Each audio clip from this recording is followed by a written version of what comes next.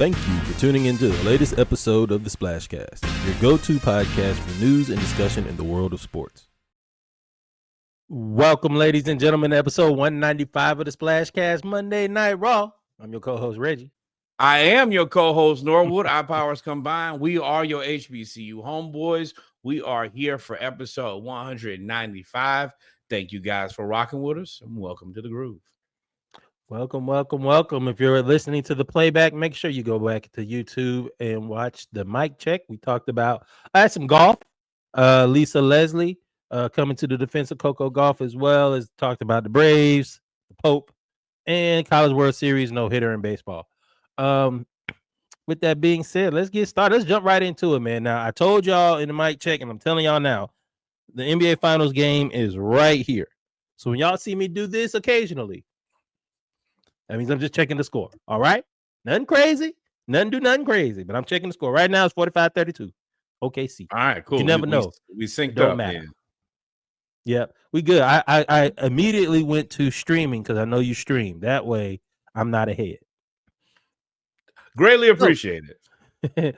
Let's get started, man. Let's get into it. Let's start out with SWAC schools. So all 12 SWAC schools are opting into the House settlement. They're basically saying there will be no cap on scholarships, which means SWAC's football teams can offer up to 105 scholarships, just like FBS schools. This is fantastic because it allows you just in sheer arithmetic to be able to at least somewhat level the playing field. Right. We were going into games with 80 players playing on the roster, 50 players on the roster. Some schools are still working to get a practice field. So even in preparation, when you're trying to move up and play these bigger schools, we couldn't even take on the attrition of practice and summer practice compared to them. And I'd like to clarify, before the limit was, if I remember correctly, 65.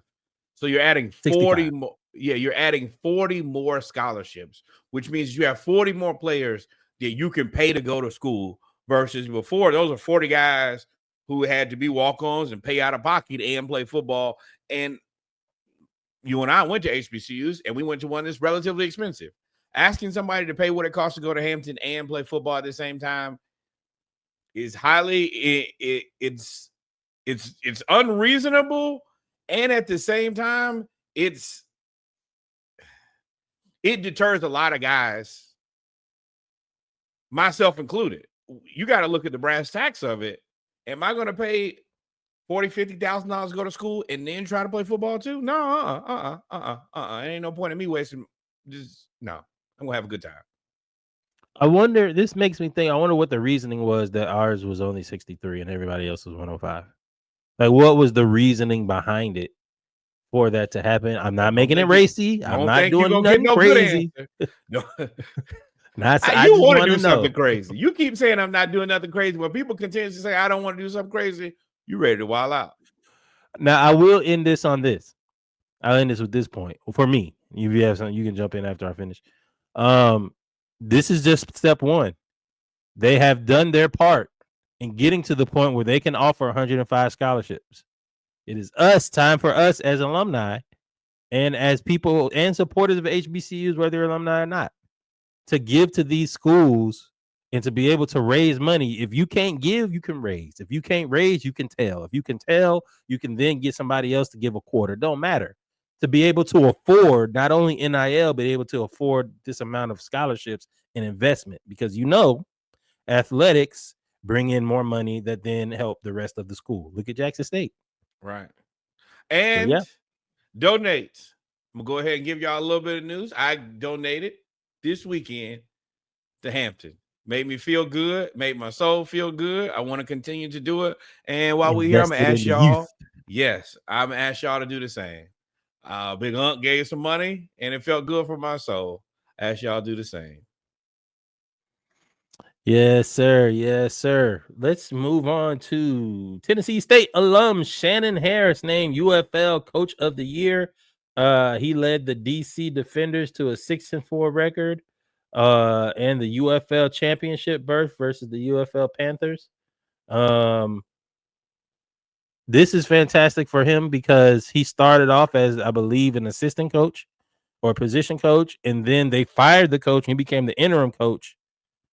And as the interim coach, he led them all the way to the championship game. Correct. And the only UFL coach to ever be the interim coach and lead a team to a championship. So congratulations to him and to Tennessee State. Yeah. Yeah. And on your resume, now you should have an opportunity to go wherever you want. I don't know if you go to college, you may go to major college, or you go to pros, but you should have. It's definitely a resume. You deserve a shot. I think that every time you win the championship, you deserve a shot. Give him one. Yep. We see too many coaches 100%. Who suck. Billy Napier. I'll keep it real with y'all. I'm not lying to y'all. In this year, 2025, the Lord has made for us. No, I hate my coach. I like my quarterback. Hate my coach. But congratulations once again to Tennessee State and to Shannon Harris. This is not an easy feat by any stretch of the imagination. And while we're talking about black people, Doug Williams Jr., aka DJ Williams, has been promoted. The Atlanta Falcons have officially promoted DJ Williams to quarterbacks coach, making a significant step in his career. He is the son of famous Grambling State quarterback and Super Bowl winning quarterback Doug Williams. Legend. He played at Grambling. He was coached by his father, and ever since he finished, he knew exactly what he wanted to do, and he got into coaching, and he has steadily risen up the ranks as a coach, as an offensive mind, and working with quarterbacks. So shout out to DJ Williams. Shout out to the Falcons, man. Look, hey, Shannon Harris of Tennessee State. not Randy Shannon. No. Shannon Harris, head coach of the Gators. Yes, I want to highlight Sneaky supporting that. Yes. Oh, yeah. I know what you tried to do there. You tried to throw on Rochambeau and Jedi mind trick my team. No, Shannon Harris. Anybody? We're gonna hide that. We do not want no good blacks to go to Florida and coach. Nope. Not at all. Y'all stay with the sorry country whites to be y'all coaches. Y'all be trying to get Spurrier reincarnated all over. Nope, Spurrier is a gem. You know what? I can't even blame you, to be completely honest with you, but it would be nice. Shout Florida, man. Shout out to DJ. Shout out to, excuse me, I almost died. Shout out to the Falcons. You got a young black quarterback. You ain't got a young black quarterback coach. Now we become the Ravens quietly. Nobody says anything. We got black GM. Look, man, and if you're tired of us being black, just know, I don't know how to say this. Maybe pause. It's going to get blacker. We got black quarterback, black coach, black GM, black quarterbacks coach, black defense. No, we got white defense coordinator. Damn, black man, you messed it up. Right. You had a chance, Jimmy. But yes, and we have a white offensive coordinator who's there for now. We don't know how that's going to work out, but I understand it. And this makes perfect sense. His dad is the legend. He's a quarterback whisperer. I like what the Falcons are doing. I'm trying not to get super excited. We'll get to that later in NFL, but I can't say that the Falcons are making a lot of culturally appropriate moves. Before we move on, normally, because you did bring up Zach Robinson, normally, unless you're the Falcons and you do something stupid, normally, when your offensive coordinator becomes the next head coach, he either takes the quarterback's coach with him, or you keep the quarterback's coach and make them the offensive coordinator. He's one step away from being a coordinator, which means he's 2 steps away from being a head coach. Shout out to DJ. I'm cool with it. Stay with us. I am just super. Even though you in the Grand coolest, it's okay with it. Didn't go to Georgia. Honestly, didn't go to Florida, bro. Be honest. Let's just keep it real. And speaking of people not on our side, but we support. Yes, sir. Sorry, I was watching again. No. Yes, sir. Brianna Daniels made history in 2017 as the first black female pit crew member. And she is still making waves. Now she has graduated from Norfolk State, and she is now legitimately a pit crew member in the NASCAR series. She is still doing it. We talked about it the other week with former NBA and NFL players doing the NASCAR pit. It is one of the most challenging jobs that you can do. Very high pressure, very fast paced. And the fact that she is on her way to being a pit crew leader, I'm gonna say that again, because that is a really big deal. Right. When you become a pit crew leader, because you direct the pit crew and you direct the driver when they're out on the course. So she's on her way to doing that, man. If you like NASCAR, if you're just now getting into it like I am, follow Brianna Daniels, dog. There's a lot of people we need to follow. She's one of them. We're everywhere. I'm very excited for us moving into spaces that we have not traditionally been in. We talk about how many football players, and specifically Black football players, who have transitioned into NASCAR. We also talk about how many HBCU athletes have transitioned into the WWE. There's a lot of new spaces for us. And I think that's one of the biggest things that we like to talk about on this podcast is everybody else is going to give you the everything about everything all the time that everybody talks about. We like to highlight people who are not getting that level, but they're being innovators or moving in a new industry in a way. Same way we talk about Caruth in his driving career. Any of those things where we can do and highlight people who are not getting what they deserve. We want to be there for them. We want to be leaders, and we want to be a light for them. So congratulations again, Ms. Daniels. And yeah, just like everybody else, we got an eye on you.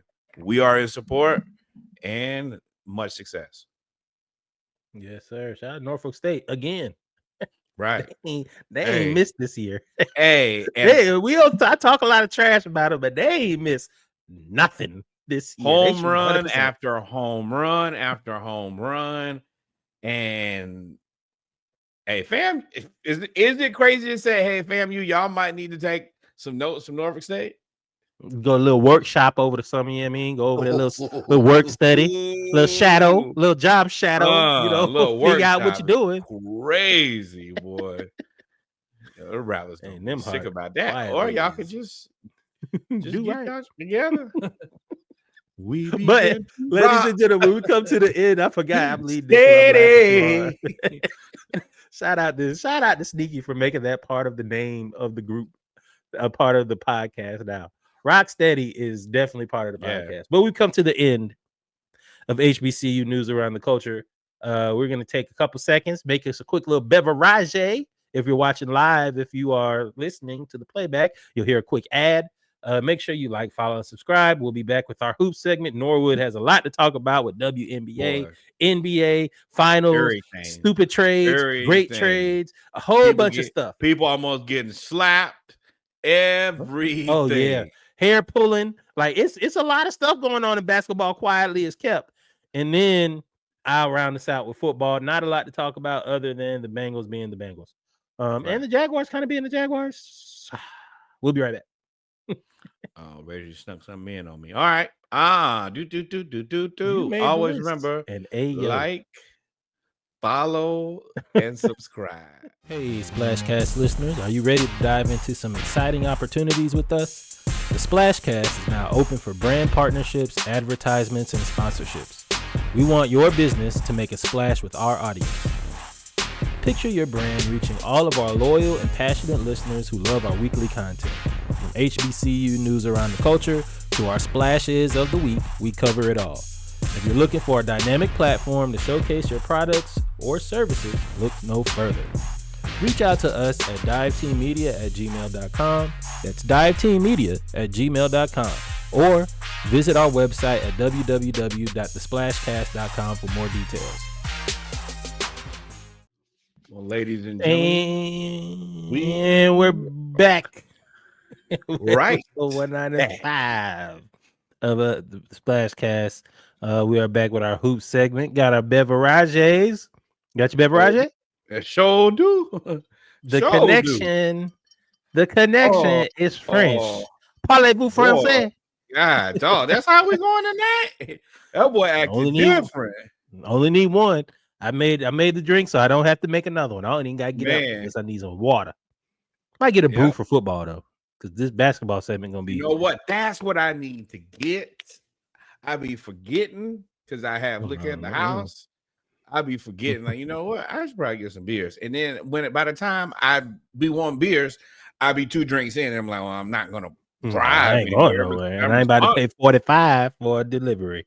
Exactly. Speaking of people delivering, though, shout out to Angel Reese. I'm gonna tell y'all gonna hate her. Y'all gonna hate her by the time we get done.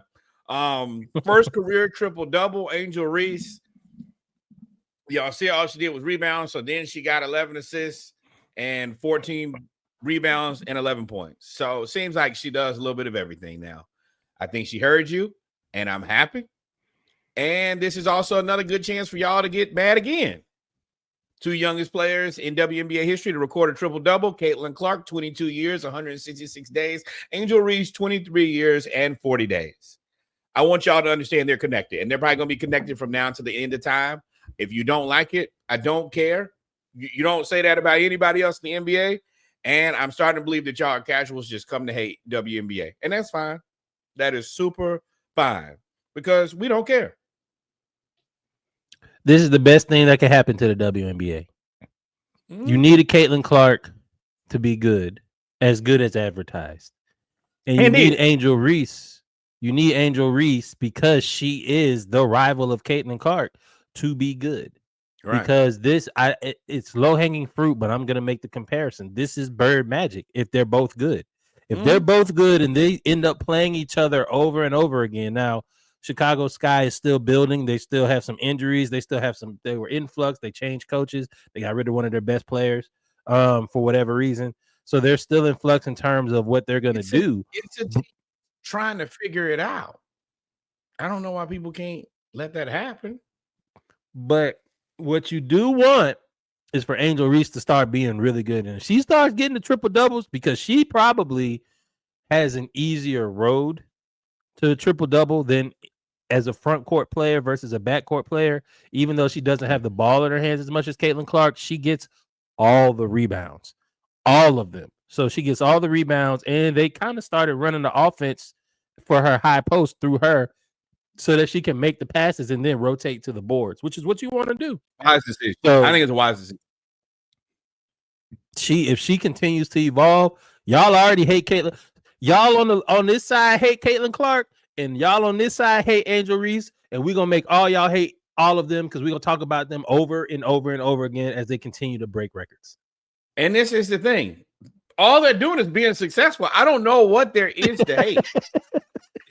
If you don't like it, you just don't. I hate successful basketball players. Then take your ass home, Tommy. Ain't nobody asked you to be here in the first place. And honestly, we don't think you was really meant to be here, but that's a different story from a different day. And I respect these women too much to have a discussion about your chump ass. How about that? You see NBA Centel that made it over their satire account that made the little WNBA satire account. That's how you know you making money. Right. When people are willing to make jokes about you, then it's time. Speaking of this, that perfectly rolls into where we are now. This next video is going to be her in response to y'all's discussion on the Mebounds. Mebounds thing? Y'all ate that up because rebounds, Mebounds, rebounds, keybounds, T-bounds, T-bound, anything that comes off that board, it's mine. it's mine. And a brand, that's 6 figures right there. Whoever came up with that, the trolling, I love when y'all do it because like the ideas be good. I love that. I liked it. No matter what kind of comes her way, she's pretty good at spinning it into a positive thing for her. And as much as I like the Mebounds, listening to that again, I think the better quote there is, if it comes off the boards, it's mine. Like, that's the definition of a Mebound. That's what I was saying. Mebound is mine. That's me. When it comes off the board, that's me. Yeah, you're right, man. Miles Turner, you should probably call him like, hey, so how do you do this exactly? 2.7 is atrocious. Pause if necessary. Nah, I mean, I think oh my goodness. Yeah, but I love the way that she immediately... The connection, that's French. I like the way that she led into the Mebounds thing. I like the way that she said, hey, say what y'all want to. I'm going to rebound at a high level. And it's nothing y'all can really do about it but watch.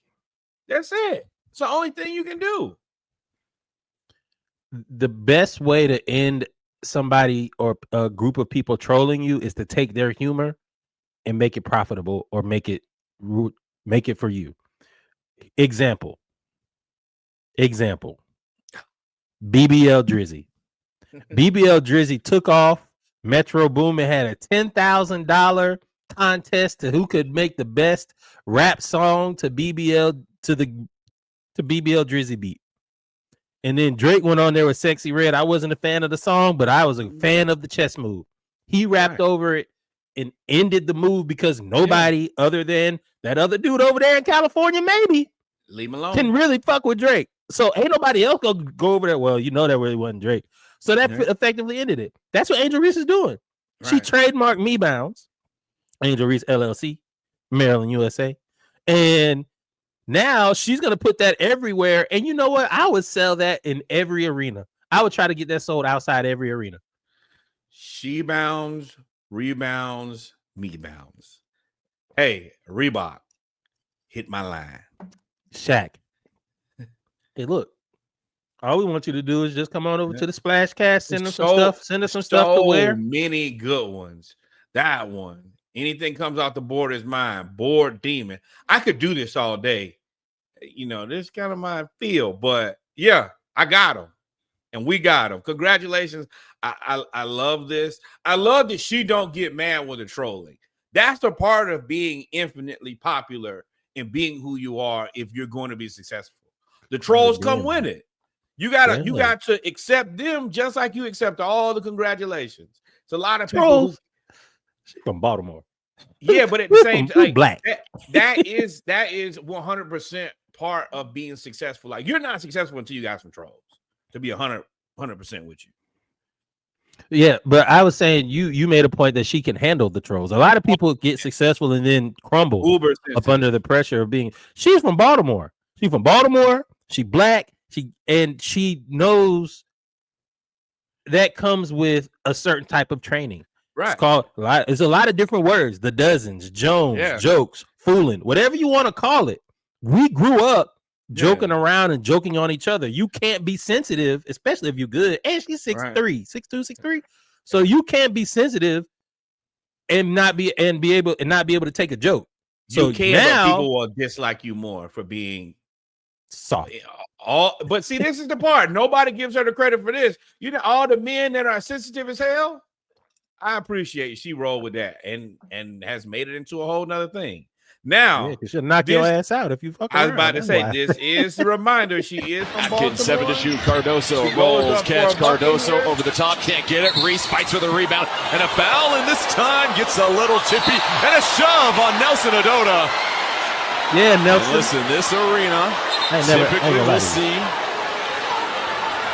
some ringside fights, and Charles this time. Play this again so y'all can see the foolishness. 7 to shoot. Cardoso rolls, catch. Cardoso over the top, can't get right here, right there. And I'm gonna tell you, I'm gonna go ahead and pull this down so I can talk to y'all and be comfortable here. She's a woman, so I'm not gonna call. Yes. So for the people listening, Angel Reese goes up for a rebound. The guard behind her knows that she's not gonna get the ball. So what she does, Angel Reese has 2 long braids down her back. The girl grabs the braid, and if you look on slow motion or if you watch it, I'll post it so y'all can see it. She wraps her hands with the braid like 2 or 3 times and just pulls it. And then pulls. Yep. If it was a man, I would call this a type of move. But since it's a woman, I'm not going to do that. But I'm going to for sure say it's a chump move. And as a girl, to do that to another girl is trash and tragic. And Angel turned around, and I ain't gonna lie, I appreciate. I thought that hook was coming, but I would have rather her bebop and rock steadied her right there. Boo-doo-boo. We would have had some fireworks. She deserved that. Sometimes people deserve to be punched in the face. She deserved to be punched in the face. Sure, congratulations on your team bumping for saving you from getting your ass whooped, but also stop doing these bullshit moves. That was trash, and I hope she catch you.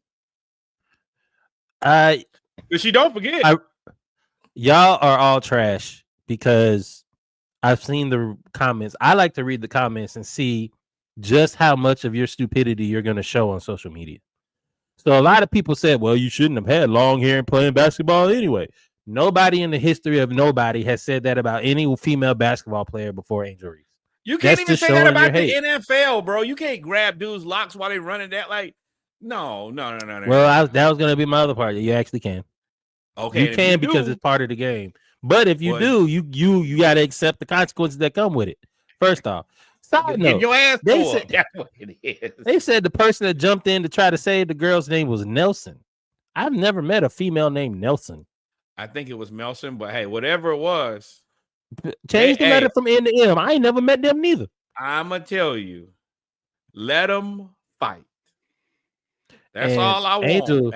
Angel shoved the old girl too. I was like, oh, get to it. Now you can't pull hair. And now, if y'all continue to let it happen, if Angel Reese reminds me of Dennis Rodman. If y'all continue to let stuff happen, then she's gonna do it to you, and she's gonna make you hate her. I done told y'all once. That's what you say. Hey, I didn't overreact. I restrained myself. But if y'all don't get him, I will. And when I do, everybody gonna be mad except for me. And I'm gonna tell y'all, I warned you. So when y'all get upset with me, it ain't gonna be a me problem. It's gonna be all of y'all problem. And I don't care. And I'm committed to that as a person who's been wild out before. When I try to warn you, that's me saving y'all to the best of my abilities. Anything after that is peace out of confusion because I tried. Take that however you will. Think you better take it safely if you're smart. Pew pew. Take it, pew pew pew. Take it under consideration, as them people tell you at your job. Please take this under deep consideration. You're right, because I'm gonna consider whooping your ass. You play with me one more time, and don't be mad. Oh, he's violent. You're right. You incite violence, I commit violence. That's how it goes. Very simple, very easy. Speaking of people wilding out, but in a much better way, shout out to Rhyne Howard. 9 3-pointers. She went ballistic. This is Rhyne Howard, our number 1 draft pick last year or the year before. I can't remember. She's been third year. This is the Dream actually playing a lot better than people have expected. She's the only person in franchise history with 30 points, 5 rebounds, and 5 3-points in a game. And she had 36 points, 9 3-pointers, and 8 rebounds. She quietly a dog. Now, I hate that it had to be against Chicago Sky. Life happens like that sometimes, but she's a killer. Yeah, Rhyne Howard has been good for a while. The Dream have just been rebuilding. But this year, she really got on the national stage when she went at it with Caitlin Clark and really outplayed her. She's a bigger guard. And when I say bigger, taller, but she's also solid. Right. She's very good ball handling and she can shoot. I'm just scared that because she's so good that somebody else is going to try to poach her away and that she won't stay with Atlanta. I do like the fact that Atlanta is better and they're getting better. But I think we need to make one more move. I won't say make one more move, but I think there needs to be another pretty good draft pick to where it elevates us into the top of our division. Right. I agree with that. You got to be competitive or they're going to go play where I can compete. It's that simple. And that's not a wrong thing. Support. Right. Support. Now that is the thing that we do. We sell out. We are one of the few teams that sell out our season tickets well in advance. Well in advance for the last, I think, since she's been there, the last 2 or 3 years, we've been one of the first teams other than, the Sparks who do a good job and the Aces do a good job and the Liberty. But when it comes to like the size of those markets, we're just substantially smaller and, infinitely more transient as well. So all of those things combined, we're doing a good job. We just got to surround it with better players and we have to play better as a team. Speaking of people staying, one of our favorite coaches, University of Houston basketball coach Kelvin Sampson will earn $23.4 million in his new 4-year deal. He is a guy who's really turned this program from nothing into something. And And I appreciate him staying. I know that there are plenty of other opportunities for him to kind of, move around, especially with the NIL and money. I doubt that Houston gave him the most money available, but, a guy who's committed to building a program, a sustainable program, is good to see, especially as a Black coach.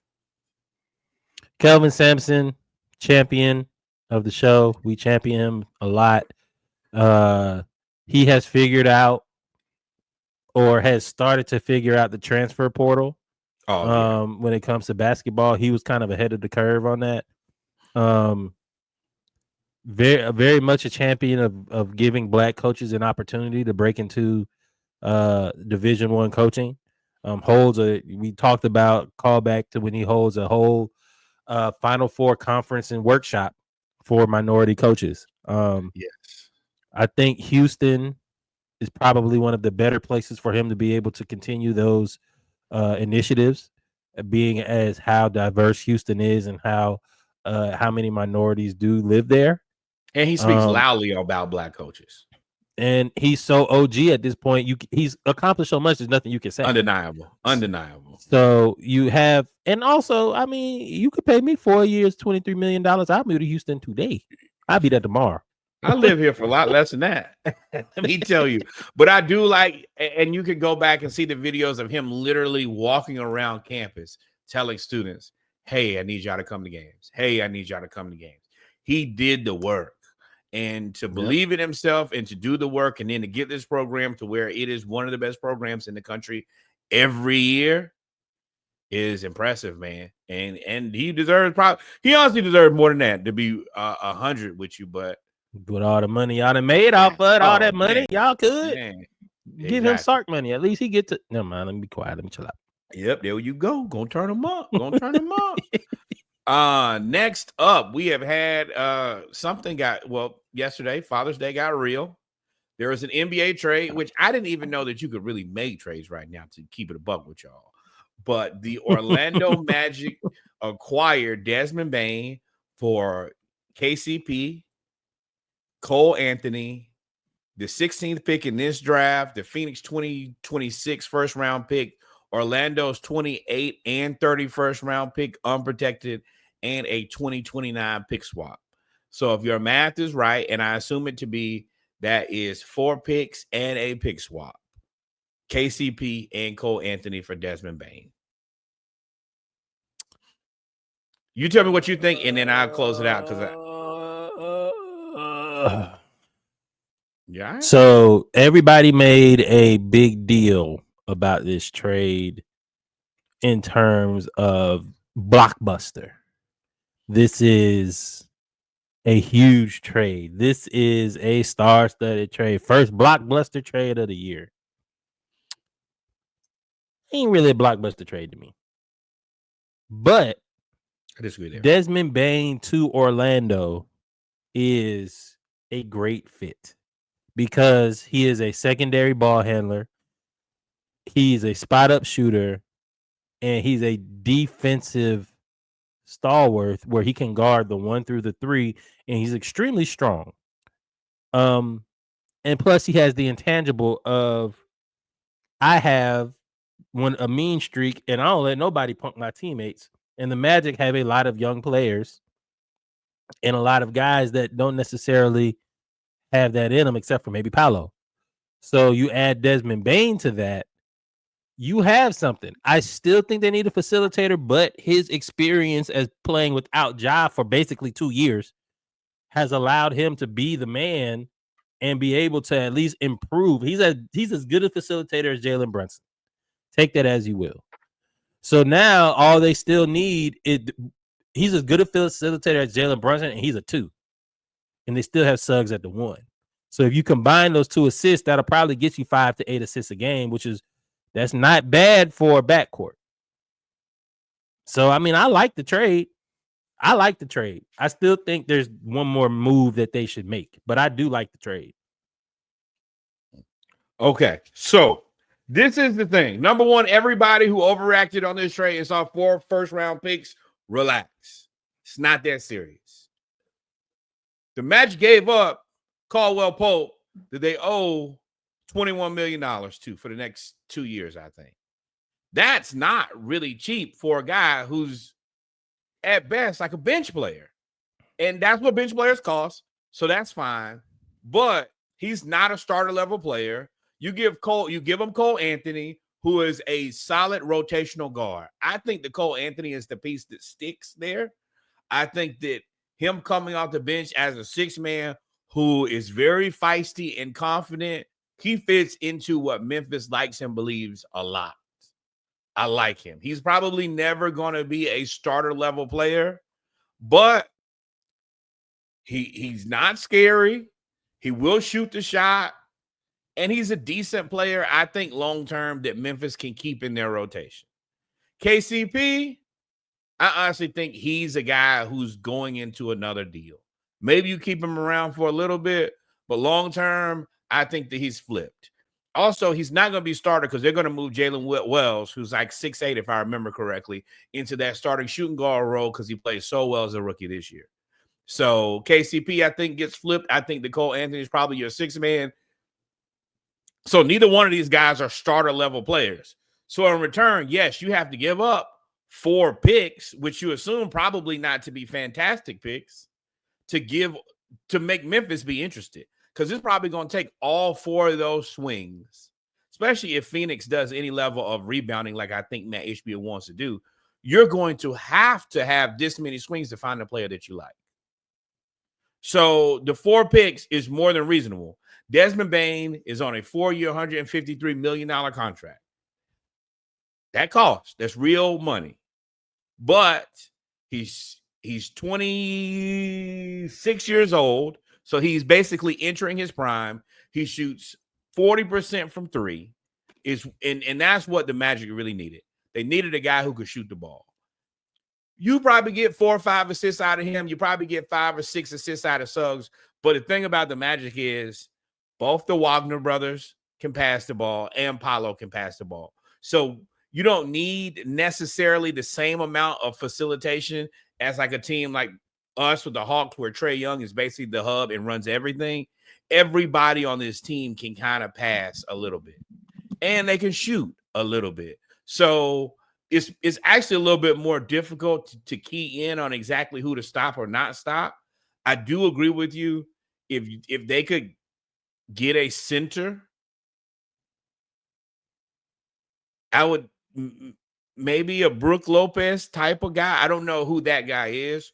Who can space the floor? Oh, space the floor. No. Yeah, like I think they would rather play 5 out or keep the center from out of the paint because that's where Paolo still does a lot of his work. I don't want to make Paolo a jump shooter. I want to use Paolo's strength and ability to get to the paint and shoot free throws. But they got, as Sneaky just said, they got Goga there though. Right. And I don't know if Batadze, like I like Batadze a lot. I'm not sure if he's the 100% full-time starter. I'm open to being wrong though. But what I will say is, as we watch the Pacers play here, I think that a lot of teams are looking at looking at the Pacers and saying, all right, when they started the season, they were a team that was really good on offense, but they weren't out of the stratosphere. We didn't look at the Pacers and say, yeah, they're probably going to the finals. And then if you can get your team to mature, the Pacers definitely turn the corner on defense. And if you can get your team, in this case, you don't need your team to turn the corner on defense. You need your team to turn the corner on offense. If you can find some other guys, especially now, it's going to be other guys who want to take that mid-level exception and say, all I got to do is come off the bench and shoot. I love that. I mean, honestly, we have to at least have a little bit of fear that Karis LeVert wants to go play for the Magic. You want to play for Orlando? Or you want to play for Atlanta? Orlando, a few things. I think we're neglecting the fact that they still have Wendell Carter Jr. there on a very good contract who can shoot the 3. Out of there. Yeah, but for now, he's not. So, I mean, when it happens, it happens. But if they were to roll out there right now, Wendell Carter Jr. is a 3-point shooting. They're going to get Mo back, too. They're going to get Mo back, too. I think Mo is probably the guy that they like more than Wendell. I forgot about Mo. The reason I said Capella was just because they need rebounding. They do need rebounding as well. The Indiana Pacers are what everybody's going to copy. But one thing Indiana does not do well, that's very similar to Orlando, is rebound. Right. And I think Orlando needs rebounding, which is why I said Clint Capella. I don't hate Clint there, but I think that they're especially off the bench. I mean, that ain't bad off the bench now. I think that Brooke and Clint could both be cheap options to get the job done. Luke Cornett, they're going to be a group of centers that are going to be available who are probably not going to cost a ton of money. That if you can get one of those guys, hey, you're going to get, you only going to have to play 15 to 20 minutes. We're not going to require you to do the heavy lifting. And when you get in there, you're probably going to get to shoot. You're going to get more shots than you were going to get probably in Atlanta or wherever you came from. Now, I want to actually switch gears on this discussion because I haven't seen anybody talk about this in depth. And we don't have to go in depth because we got a lot to talk about with the finals at SGA Dash trying to breed people's wives. But what does this say about the Grizzlies? So I think the Grizzlies are at a crossroads. I don't know if they're entertaining Jaren Jackson Jr., but this move has spurred a lot of rumors about Jaren Jackson Jr. I just don't understand. Wherever he goes, you had to pay him all that money. But there's been talks about blowing this whole Memphis thing up, which is why when you said about Cole Anthony and all of that, I was like, what I've read is Ja quietly they could move on from him because of the headache, and they could either keep Jaren Jackson Jr. and build around him and pay him all that money, but it's highly unlikely that you could build a great team unless you hit on every draft pick, or they could flip Jaren Jackson Jr. as well and get a shit ton of draft picks and basically go the OKC route and start a 7-year plan of acquiring picks and young players again. You don't think that that's the play versus trying to build around Ja? Well, there are a couple things. Number one, they came out today and said Ja's not up for sale and Jaren Jackson Jr. is not up for sale. Jaren Jackson Jr. not making whatever he needed to go to that super duper max. He is about as good as a contract you're going to be able to get for a guy who's that guy. So I'm not trading him because there's no upgrade that's available for him. The other part is I don't think that this is indictment on the Grizzlies by any stretch of the imagination. This is, hey, we see the second apron. We got Ja, who's a super max. We have Jaren Jackson Jr., who's a max. And then we also had Desmond Bane, who was a max. Well, when Ja went down and we got the opportunity to see Jalen Wells play at 6'8" and play well, I told y'all, you're going to have to play old guys and you have to play young guys. The stars are not going to be out you're not going to be able to just compile stars like you were in the past. So once they identify, hey, Jalen Wells is a really good basketball player. Sweet. Promote him. Now he's in the starting lineup. That's the reason you got Cole Anthony. KCP is fine for now. Over time, I think that you package KCP up, especially if not this year, next year on an expiring deal. And you trade whatever you want to make that happen. But for me, this at this point stays the course. I actually like this deal because it doesn't make them make any deal immediately. But you're right. If we get to the trade deadline or Ja start tripping again, we can move Ja. I don't think that Jaren Jackson Jr. moves because that's what everybody wants. We want the Evan Mobley. We want the Pascal Siakam. We want the Jaren Jackson Jr. You want that stretch four who can do a little bit of everything. The guy's already like in the defensive player of the year category every year. And he's on that max that's not the super duper max. So you got to kind of be happy with that. I think Ja is the more movable guy. But I think that if they're competitive like they probably will be, then you'll see. Because I also think that there's going to be a thinning of the herd. They're going this offseason, it's going to be some teams that come on down to reality. And as that happens, you really, I hate to say be the Pacers over and over. You want to be the Pacers. You just want to be in position that between injuries and trades, can I take advantage when the opportunity is presented to me? We'll see. I don't with the West, I don't know if they're gonna be. I mean, free agency is too early to tell. But if you look at the West from last year, I don't. Memphis gonna be without Bane. I assume that they'll be but a Jalen Wells is a really good basketball player, but he's not a ball handler. And you don't. got Ja. Yeah, you had Ja. You ain't had Ja consistently for 2 years. Yes, he only been in the league for that's 50%. He been in the league more than 4 years. 33%. No, he been in there longer than that. Nope, he was drafted after Trey, right? Six. You're right. He been in the league 6 years, but he's missed a third of his career for non-injuries. Add in injuries. I mean, I agree. This keeps him in a space where if I need to trade Ja, I can get off of Ja. And honestly, I mean, I don't think that works either. But yeah, Ja can be traded, and there will be a team. I mean, hell, I still think that Ja Morant is better than Trey. That too, but I don't know what Minnesota. I guess you give him Jaden Daniels in something. No, you sign and trade. You would trade picks. Probably old boy that they drafted from Kentucky. You can't keep all of that. No. Rob with the shifts ain't enough. I'm telling you, you can't have Ja. I didn't say it was enough. I said you'd have to be. Nobody's going to take Rudy. I would throw Rudy in that trade tomorrow if they could, but that would allow Jaren Jackson to play the 4. But if you get rid of Ja, you got to get rid of Jaren. It doesn't. You can't have both. Ja is too inconsistent, and Jaren is a stretch 4. Yeah, but you got Zach Edey. You got Zach Edey at the 5. I forgot about Zach Edey. It still don't change that don't really change my thought though. Yeah, but except for you don't need Rudy because you got Zach Edey, who is young Rudy. So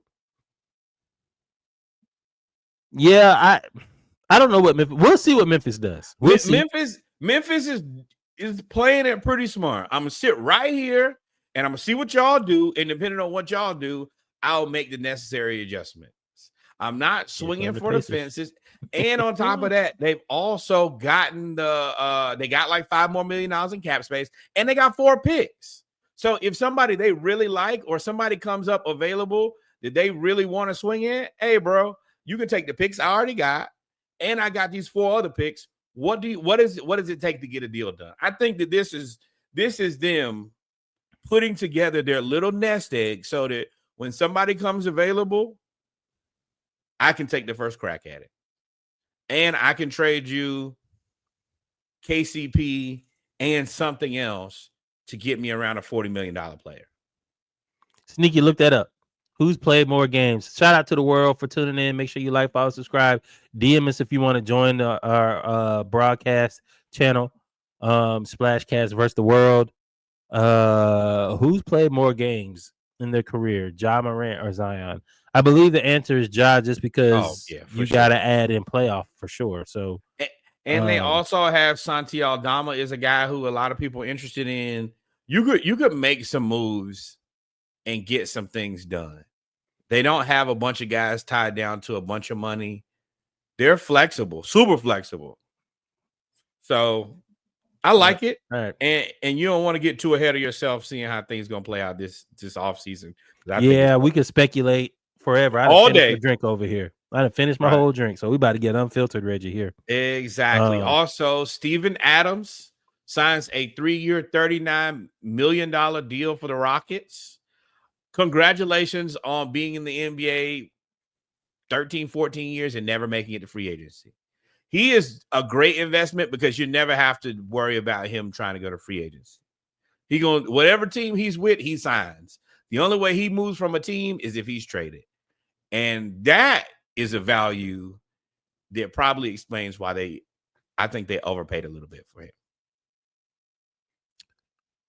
He is quietly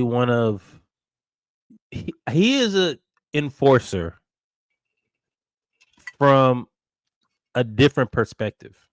He ain't gonna go out there and just fight you. He's just gonna let you know, hey, let's not do this. Let's just go ahead. I'm not gonna do that. No, I'm not gonna fight. Okay, I'm gonna lift you up quietly. I'm gonna move you over here, and I'm gonna set you down gently and tuck you in, just to let you know that you are a child compared to my strength. I'm stronger than everybody else in the NBA. outside of black belt, and black belt, you're gonna have to whoop him.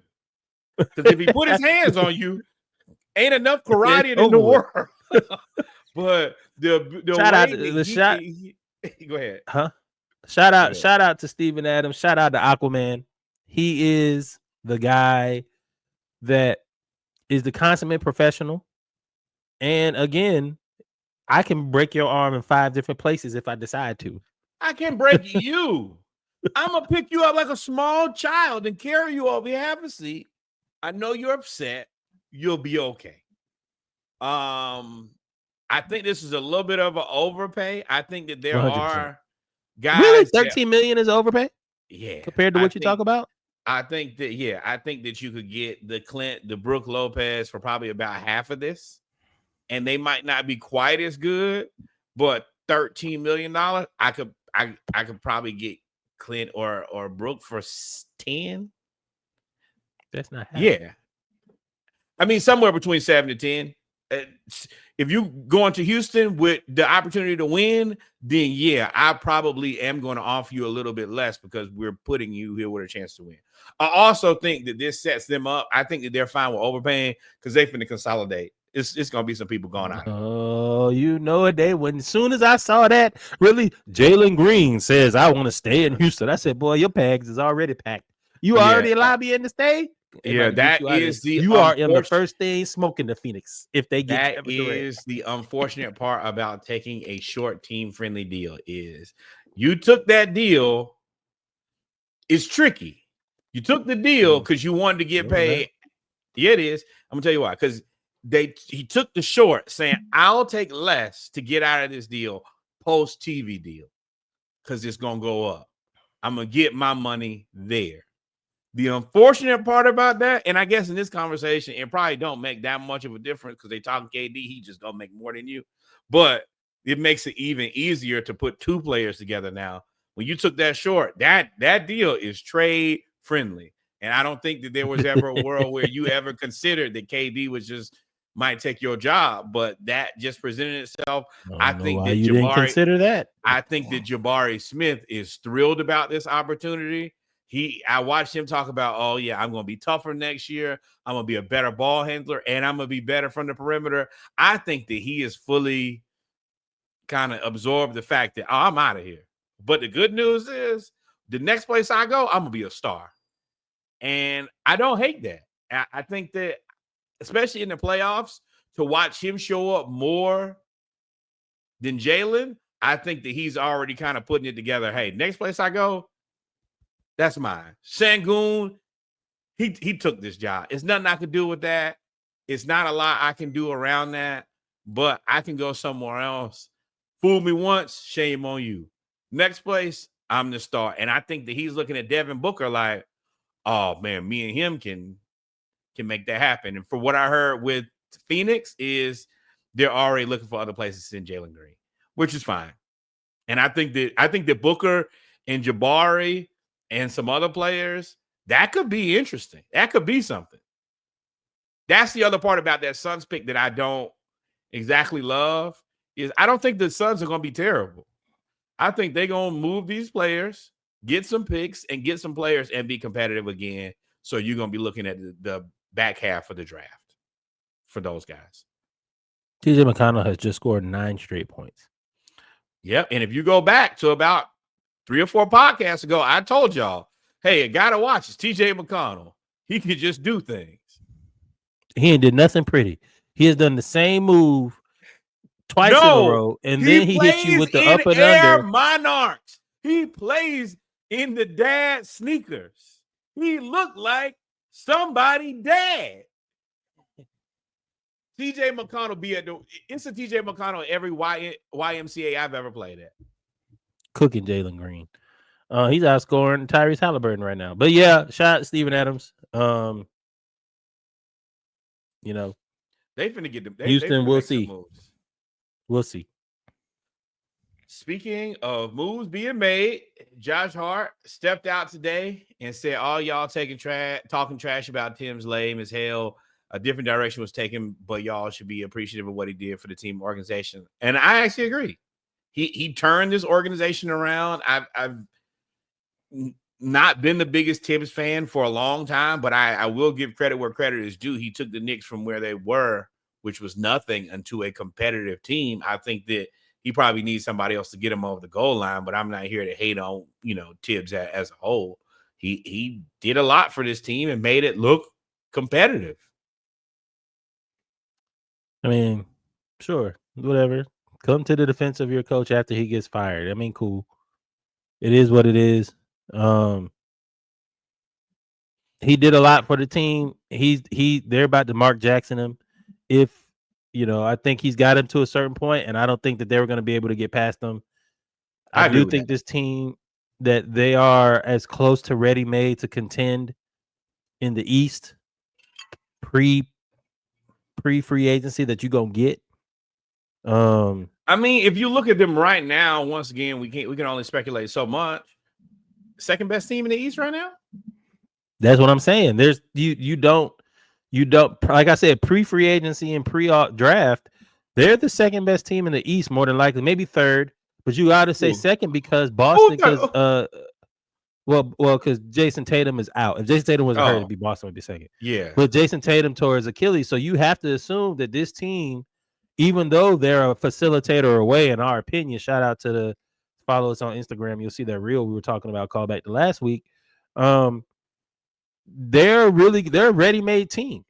They just need a couple tweaks. So the next coach that they get is going, if they do it right, because y'all done swung for the fences a couple times. Right. Now this is the thing. Hire Phil Jackson. No, do not hire Phil Jackson again. That was you on bullshit now. But Boston is a team. Don't get mad, but I'm just looking at what we're dealing with. They're trending downward. Now, can they, after Tatum come back, can they bounce back? Yes. But a $50 million player out for a year on what was already considered an expensive team, they're going to have to divest before they get better. Now, you assume that the rest of the NBA doesn't help the Celtics become a world beater again. So they're, I would say, trending downward. If you look at the Milwaukee Bucks, they're in flux 100%. They're on Giannis' watch. I assume this team to be trending downward, even with, because they also have Dame Lillard, who's out with, what was that, ACL? He's done for the Achilles. So he's done for the season. The Sixers, I love Embiid. They can't guard me. Wow. But Embiid ain't really. He might have to retire. His injury's so bad. So yeah, now you look at you look at the East and you're like, okay, it's the Pacers and the Magic, and I mean the Heat. They gotta do some figuring too. The Knicks are in still a very opportune window spot. You just gotta figure it out. You said what?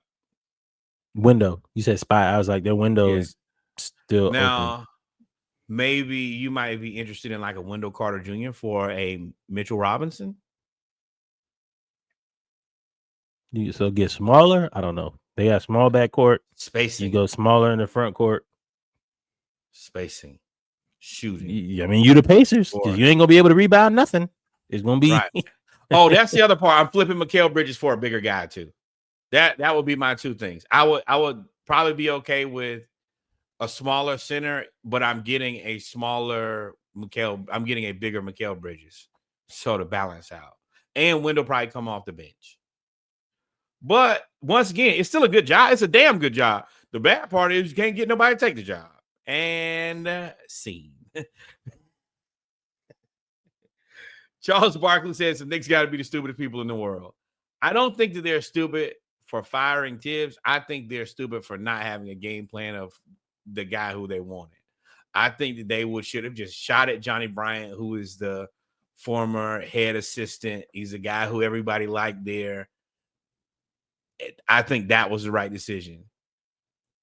Calling 5 guys who already had jobs was stupid because it's going to make Johnny Bryant feel like, oh, you didn't really want me. Now it's going to cost you more. And the other part is, Chicago, I don't understand why Chicago denied Billy Donovan the opportunity to go to the Knicks. That ain't working out if y'all haven't figured that out. I told y'all the Knicks was fucking up as soon as they fired Thibs. because there was no discussion of anybody that they were linked to. They were linked to nobody. Like, there were no discussions or anything about it. I agree that Thibs may have been time to move on. But you should have. The timing of which you did it was stupid. Yeah. It would have made more sense if you went after coaches that weren't already coaches. Right? So if you had a bunch of assistants and a bunch of people that you knew that you were going to interview that were ready to take the next step, either get back into coaching, head coaching, or get ready to step up to be a head coach, then yeah, that firing makes sense, because you want to have the opportunity to interview those guys before everybody else. When you started calling Quin Snyder and Billy Donovan and all of these other people and Jason Kidd, I was like, oh, y'all have no clue what y'all doing. Y'all don't know what y'all doing. I think that I don't know why Chicago, like, I'm a Florida fan, and Billy Donovan has provided me with the first 2 championships I've ever had in basketball. So I love that guy forever. But I also can look at the Bulls and say, this is not working. And I think that Billy Donovan should probably be interested in getting out of Chicago, because that roster doesn't look like it has a plan. Now, from what I heard, it looks like he's going to re-up. So, I mean, get your money, but I can't understand it. You mean to tell me this team is terrible and it's not my fault? Right. Yeah, keep paying. And y'all going to re-up? I mean, same thing here with Quinn. The Atlanta Hawks for sure told him, hell no, you weren't going to get Quin Snyder without the approval of Trae Young. And Trae Young, I don't think, is in the business of losing. Trae Young tweeted before they even released the statement. Well, he said, hell no. Then the statement was released. Hawks turned down. I was like, oh, so TJ McConnell. Okay, I'm sorry. TJ McConnell is 6 of 7. He just hit an and one over 4 defenders from OKC. And all I can do is refer y'all to the podcast where we talked about this before. When I told y'all, hey, TJ McConnell, he's a guy who you legitimately hate. But Chet, they just turned the ball over and TJ missed the 3. But they just turned the ball over on the inbounds again. Boy, OKC has so many issues when it comes to inbounding when the it ball. Comes to not no, composure, they let him do composure. That's a composure thing. Like the Pacers ain't did nothing. The Pacers have made 0 changes from game 1 they have made 0 changes the whole playoff. They pressure and they put TJ McConnell to run defense the entire time. That's all they do. Yeah. Hey, number 1, thank you, Sneaky. Let me see if I can get this pulled up here. Answer your question while Norwood pulls that up. No. OG Anunoby will be the answer. Yes. Ja 304 games, Zion 214 games. Ja has missed 2 seasons and still played 1 more season than Zion. Plus the playoffs. Correct. Before your SGA's dad, let's talk about, because we can read that into the finals. Let's talk about the Mavs being fired. Saying somebody exactly got what fired. I'm gonna tell y'all, like I told you, I've worked for multiple sports teams. So you have the graphic designers that put all this stuff together.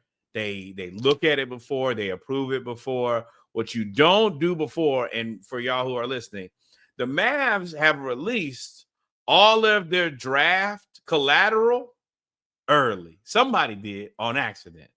Now, it's not a surprise because we all know that they're drafting Cooper Flag, or they will riot in Dallas. Nico, don't do this. You definitely can't do this now. And you know what? Maybe this was a passive-aggressive way to make sure that he didn't blow it. You know what? We'll just go ahead and release it so you can't. We've already made the draft pick on your behalf. But they released the collateral. Nico. Do it, Nico. Do it. Trade the pick. Evil Nico. Trade the number 1 pick, Cooper Flag. I want to see unrest in the streets. I want to see everybody upset in Dallas. Do it, Nico. This is this evil Kermit talking to you. Do it. I mean, you could trade Cooper for Giannis, and that would not be Giannis and AD would be a nothing zone. Fly, shot, layup, dribble, nothing. You would with Kyrie? I mean, treacherous. I mean, it's not the Clay shooting the worst. three. No, Clay got to get the hell on. It's too much money. Respectfully, everybody can't get paid that. So, but at the end of the day, the marketing department released this too early. It's funny as hell. But we knew this was going to happen. That this is passive aggressive as hell, or this is just. I think it's passive aggressive. I don't think that by any chance, nobody made this mistake. And if you did, then you got fired. The mistake is they released all of the welcome Cooper flag #1 pick stuff both on the Mavs official website before the draft. Saying what we know out loud. Saying the quiet thing out loud, I guess, is what you would really say. Right. All right. Speaking of that, saying the quiet thing out loud. So, SGA's dad was on the 520 podcast with Jeff Teague, and they were talking to him about, SGA being an MVP, and Jeff Teague, who's married but does not have kids. They were having a conversation about, kids and being great. And SGA's dad has a very unique response. He says, just give me your girl. I'll breed her. Guarantee you, she has my genes. He'll be a fucking great player.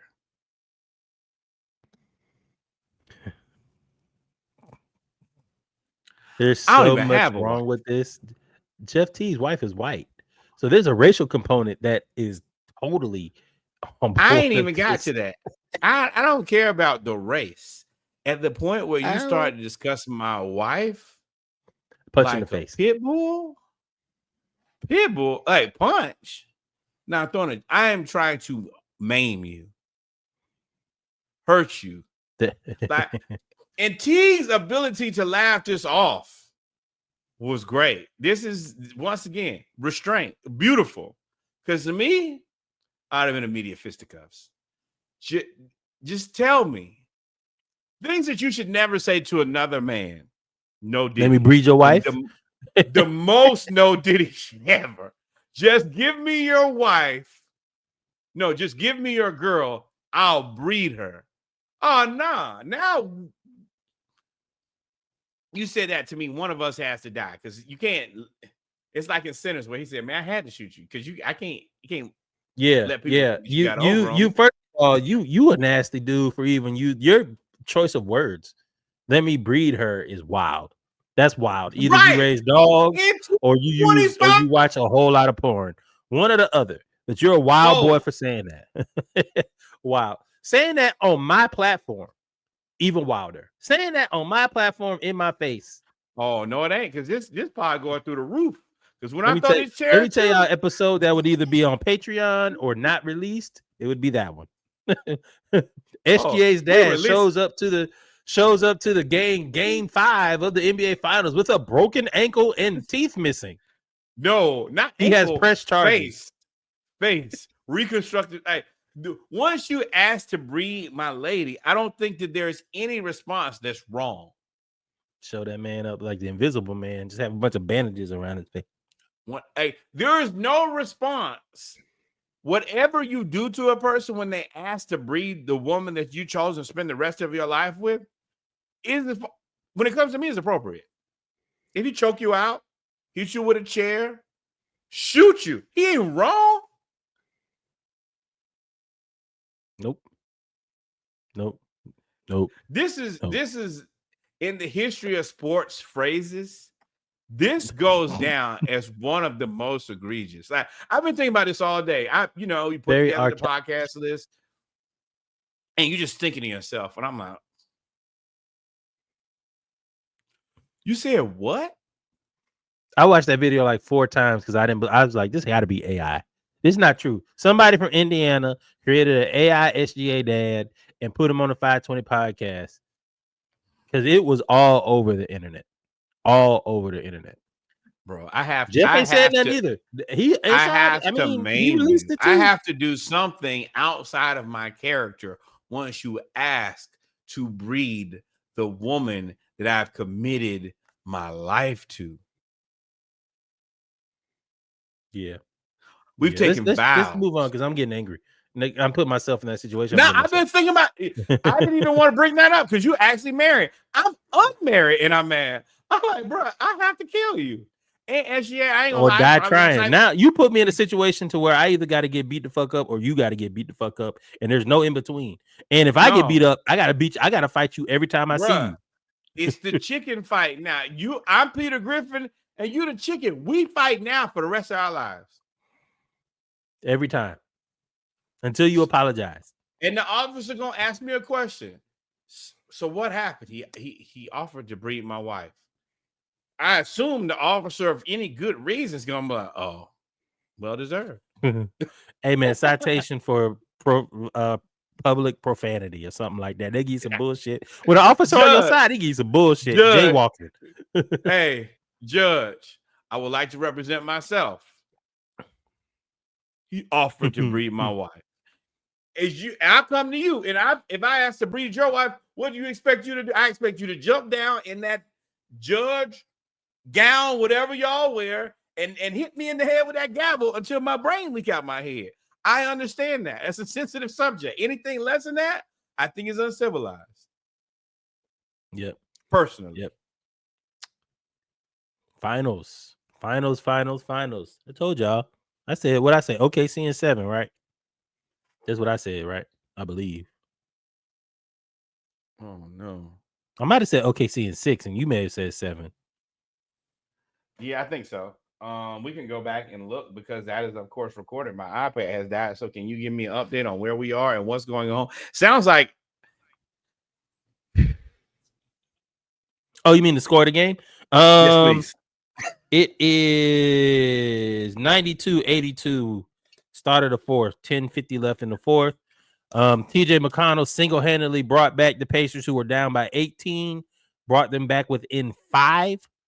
He scored 9 straight points, 13 in the third quarter, and yelled out to everybody that could hear you that they can't guard me, and then followed that up with a 2 that everybody thought was a 3. But SGA and OKC ended the quarter strong. They have locked up Tyrese Halliburton, but it is the fourth quarter. He is now awake. Here we go. Oh, Tyrese Halliburton. What? 2 points. Oh, a 6. 4 assists. 1. Ain't enough. Ain't enough. Miles Turner, 5 rebounds, 11 points. Ain't enough. Pascal Siakam making me look like a fool. Pascal playing. TJ McConnell, 18. Yeah. Hey, Tyrese, you did all that choking. Look like you getting choked now. That ain't enough. Yeah. That ain't enough. Well, it's an 8-point game now. I believe OKC will win this challenge to get the ball. OKC has led throughout this game. This looks like a mirror image of game 1, to be honest. They look like the better team. This is also what happened in game 3, where Pacers was leading the whole game, and then given the opportunity, they choked it off at the end. Hey, still plenty enough time in here. And Tyrese Halliburton, pay what you owe, brother. You owe a 6 from the field, owe a 4 from 3. Yeah, now he did fall and kind of hurt his knee a little bit. Don't care. You know, it's the finals. Don't care. It's the finals. So get a new knee. Get a new knee. I talked a lot of trash about OKC's. Everybody did. I'm not gonna say just me because everybody did.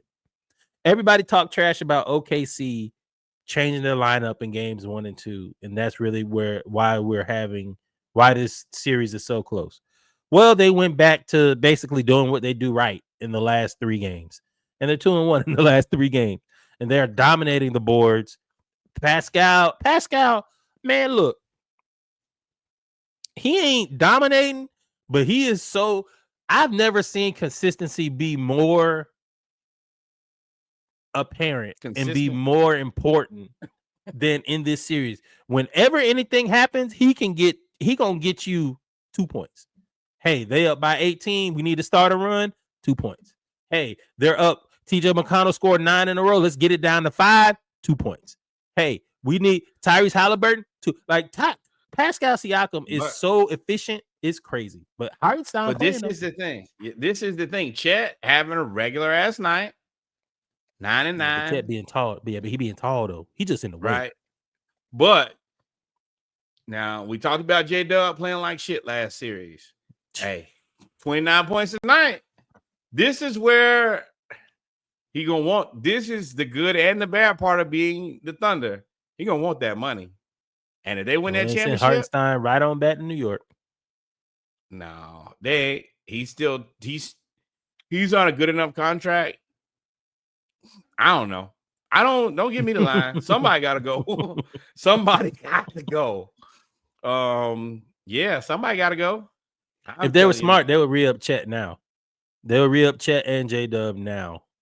Yeah. Because if you wait till next year when Chet adds 10, 15 more pounds of muscle and he plays the whole season, and you missing it.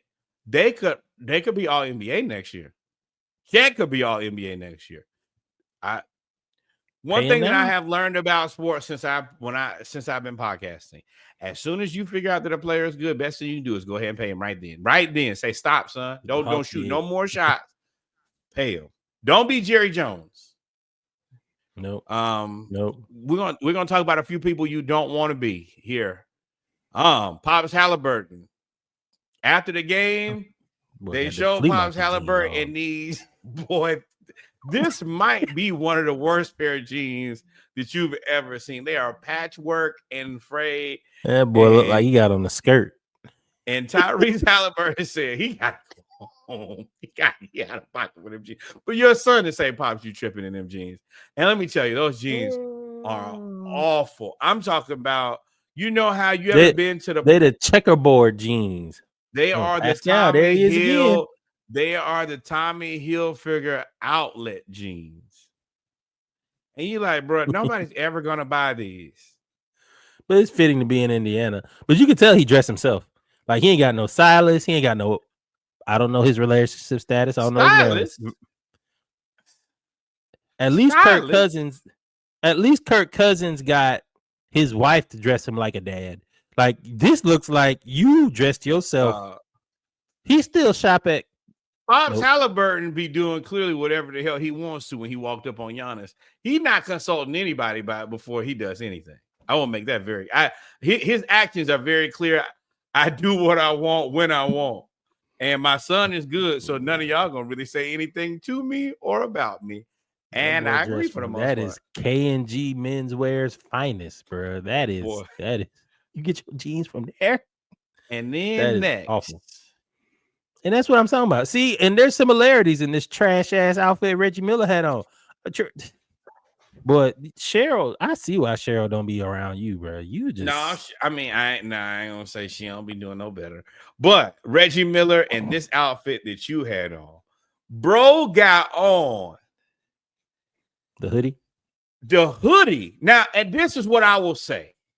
I actually like the hoodie color. I think the hoodie color is fire. Mustard. Yeah, but I mean, it's and you see, funny enough, Caitlin Clark right behind her, kind of in the shadow, fuzzed out. But the hoodie itself is good, and I don't like the jeans are Abercrombie and Fitch, but I don't hate it. The yellow belt is a bit much, and the tuck is crazy. This is not the 90s, and you're 59 years old. Untucked. Win this game. All of that, and on top of that, tucking the jersey in to show the belt. Oh, nastiest of work. Inappropriate. What you should have done, just take the jersey off. Or, I mean, I honestly would have probably just let you live because it's your jersey. In the Reggie jersey, just everything untucked. You would have probably been okay with me. But the tuck is diabolical, my boy. You look crazy. And they cooked his ass for it. And this ain't the first time. This is the second one. Because he had a blue hoodie on the other game. So, like, this is his look. This is his look. He had the sneakers, the same sneakers that he wore in the playoffs, he was wearing again. And I actually think that's kind of dope. For the NBA, I think that's great. It's nostalgic. This your squad. they don't have. You're the leader of the Pacers as far as the world is concerned.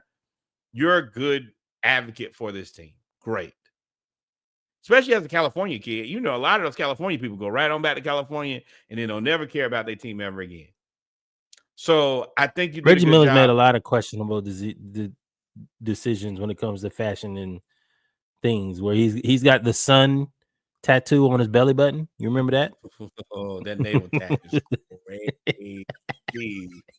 You just laying there, let this man tat your navel. Oh, my God. Put your arms up. You put your arms in the air. And this ain't basketball, but it was the BET Awards. And what the fuck, Cam Newton? What is that? That's letting you that he's worth a lot of money.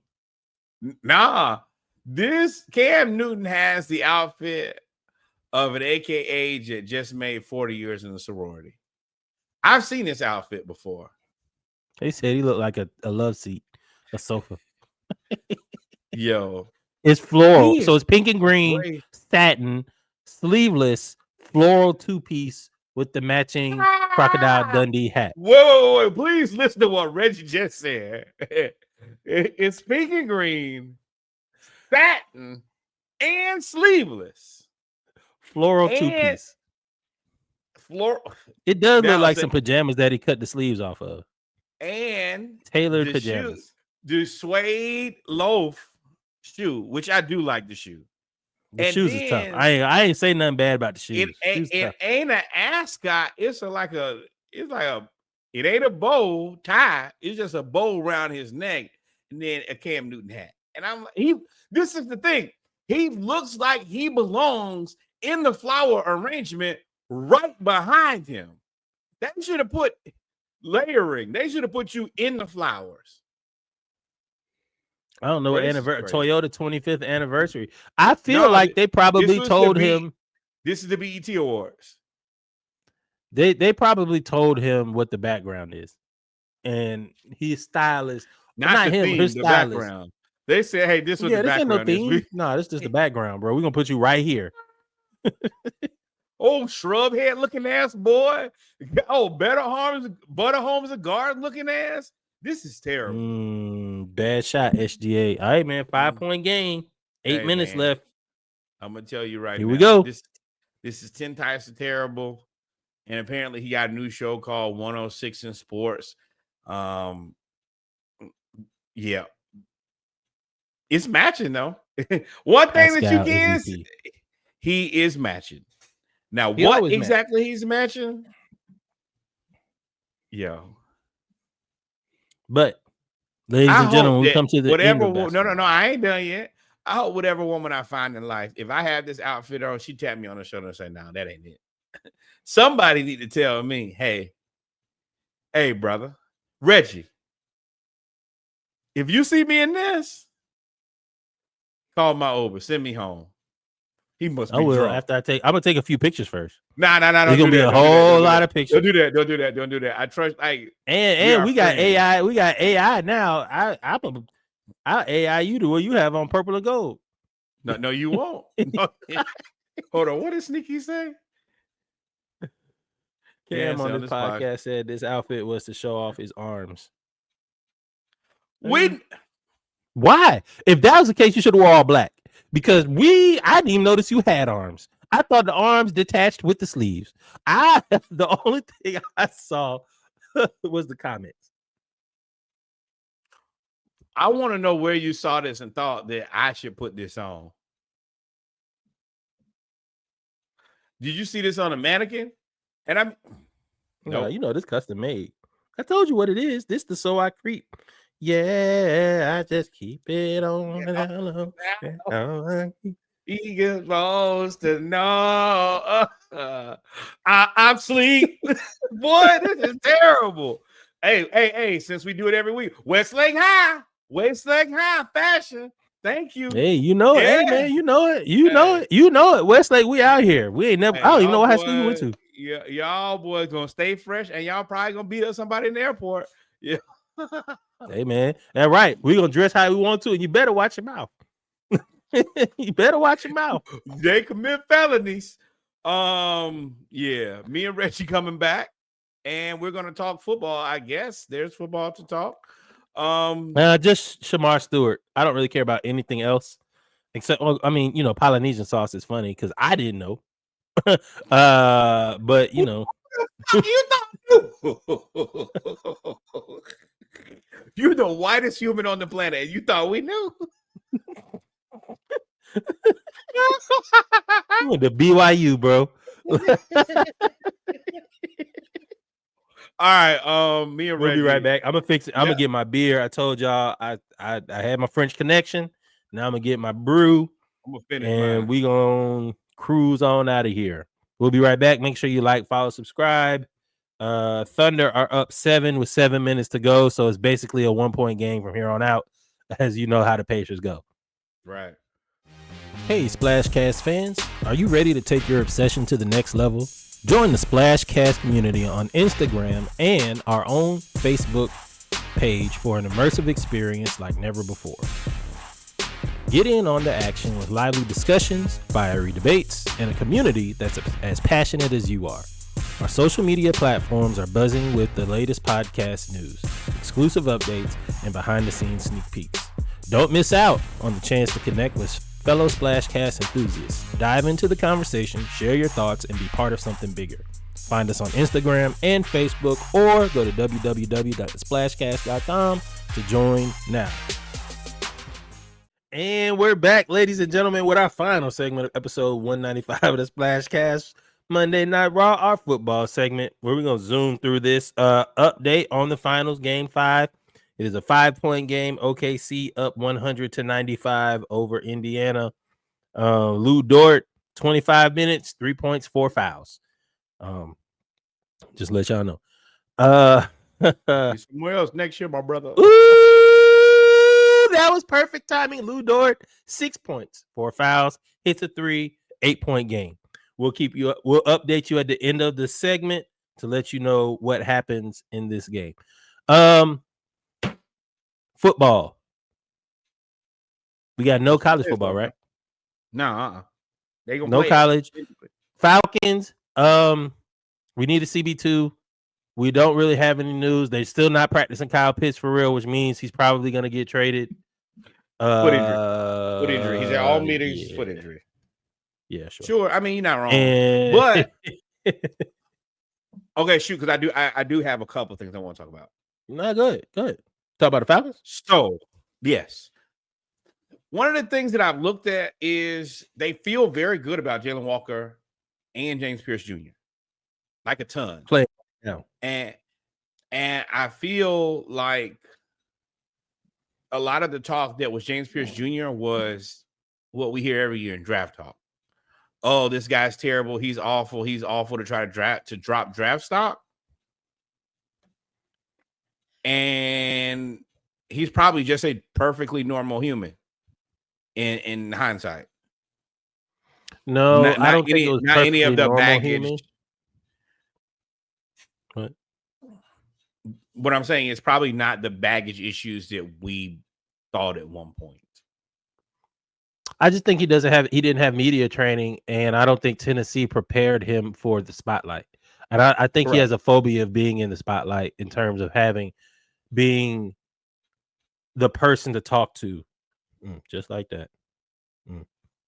10-point game and 1, Lord. But so what I see is, because I saw it in his press conference, a lot of people made fun of James Pierce Jr. with Jalen Walker when they did an introductory press conference. Jalen Walker had on the 3-piece suit with the tie and the S, and he had all of that. He looked so professional and just very well put together. He was mannerisms, and he was very prepared for the moment. He's clean. With James Pierce, he's very prepared for the moment. He's clean. Yeah. And James Pierce showed up in slides, sweatpants, and a t-shirt, and they kind of had to give him a Falcons t-shirt. And a lot of people had something to say, and I was like, bro, I don't know if I've never actually heard him speak. Now, I don't follow Tennessee Volunteers football, but they always made it about Nico. They made it about Nico at the time, and James Pierce was not just, but he was the guy that was a freak athlete, but you never heard him talk. I don't think he was prepared to be in the spotlight, and I think Atlanta, by trading up, gave him a vote of confidence. So he's very, very good. They said he was out the first day because he had to get in shape and kind of learn everything. They said day 2, him and Jalen Walker was cooking, boy. They didn't know what to do. They're gonna blitz them from both sides, which is crazy. And that's what I think that this draft does him a big solid is you got Jalen Walker, who is your cookie cutter defensive leader, speaker, face. Great. Like if you watch Jalen Walker, you'll want to play football too. And you'll want to play defense. He know he talking about. He's just polished. And you can tell, and I hate to have to do this. Oh, it burns my soul. I gotta give Kirby all the credit in the world. That kid, Jalen Walker, I don't know if he can play NFL football. But listening to him play NFL football, I believe he's an NFL football player already. He walks the walk. He talks the talk. He says, I have to carry myself in a different way. That's who I am. And me and you've been talking in the chat. I keep saying, like, man, every interview, he's great. And I think that having a guy like that takes all the pressure off of JPJ. He's definitely a coach. He's definitely going to be a coach soon. And not soon, but after his career is over. It's kind of like having The Undertaker and Kane. 37. If y'all remember, The Undertaker was the showman. Kane came in and hurt people. And I think that if you can have Jalen Walker do all the show and the coaching and the talking, James Pierce Jr., see ball, get ball. I'm a football player. And Raheem said, hey, man, he reminds me of AJ Terrell. AJ Terrell also not big on doing a whole lot of talking, just here to execute. And he said, I paired them up, even though they play different positions. Their demeanors are very similar. He said AJ was a very serious rookie. JPJ, a very serious rookie. And once I got past that, I don't care. Thank you. As a person who's more on the other side of talking and being in the front, we always appreciate a silent killer. And let Jalen do all the talking, let JPJ do all the killing. They like what's the kid? I can't think of his name. DeMario. No, DeMario. Divine Diablo. Divine Diablo. They love Angel him. Devil. Devil. Just think about that. They love him. And I wanted to ask, what is the chances that this defense is not a bad defense? What is the chances this defense is good defense? So Divine Diablo, I don't know what this defense. I don't know, to answer your question. I don't know, because I don't know. They have so much athleticism everywhere. All of the sudden, like within 1 year, right? We have athleticism at every linebacker position. Caden Ellis went from being the athletic linebacker to being the regular guy because Divine Diablo is so athletic. Jalen Walker literally plays every position in the front seven. They talking about moving him to middle linebacker, and I'm like, whoa, what? I told y'all, Troy Anderson out of there. And then you have, which is even greater to hear, Leonard Floyd is playing a mentor role to get these guys out here. Now, to answer your question, I still think we're a cornerback 2 away. But you still have you have Alexander, although he's gonna want some money. But I really like Asante Samuel Jr. to kick the tires on because he's cheaper. I think if you get a CB2, because you're gonna need a CB2 to stop Tampa Bay. I'm gonna tell you that right now. They say Hellum's coming back on mode too. Hellum's is cooking. He be hitting people out. But you need a cornerback too. If you get right now, I'd say we're probably top 15. You get a cornerback too, that's pretty good. We're probably top 5 defense. Oh, they don't want that. They don't want, let me tell y'all. One thing that Atlanta on both in basketball and football, we're going to be top tier if we can just get to mid-tier on defense. I don't know why the city of Atlanta doesn't believe in defense, but if you can get either one to mid-tier on defense, they talk about Penix is spinning it. They excited. I did not know that. Mooney going to be crazy. I'm trying to manage my expectations to the best of my abilities, but I keep looking at this defense and I'm like, The tackle position is where it's got to. The proof is in the pudding. If they're good, y'all in trouble. You got there's so many guys. You still got Rook. You still got Harrison. You got Onyemata. Like, we have so many cracks. Now, that's the only thing that if this defense ain't good this time, Raheem, you're going to have to go home. We've given you enough opportunities to put together a defense as a defensive guy. Yeah.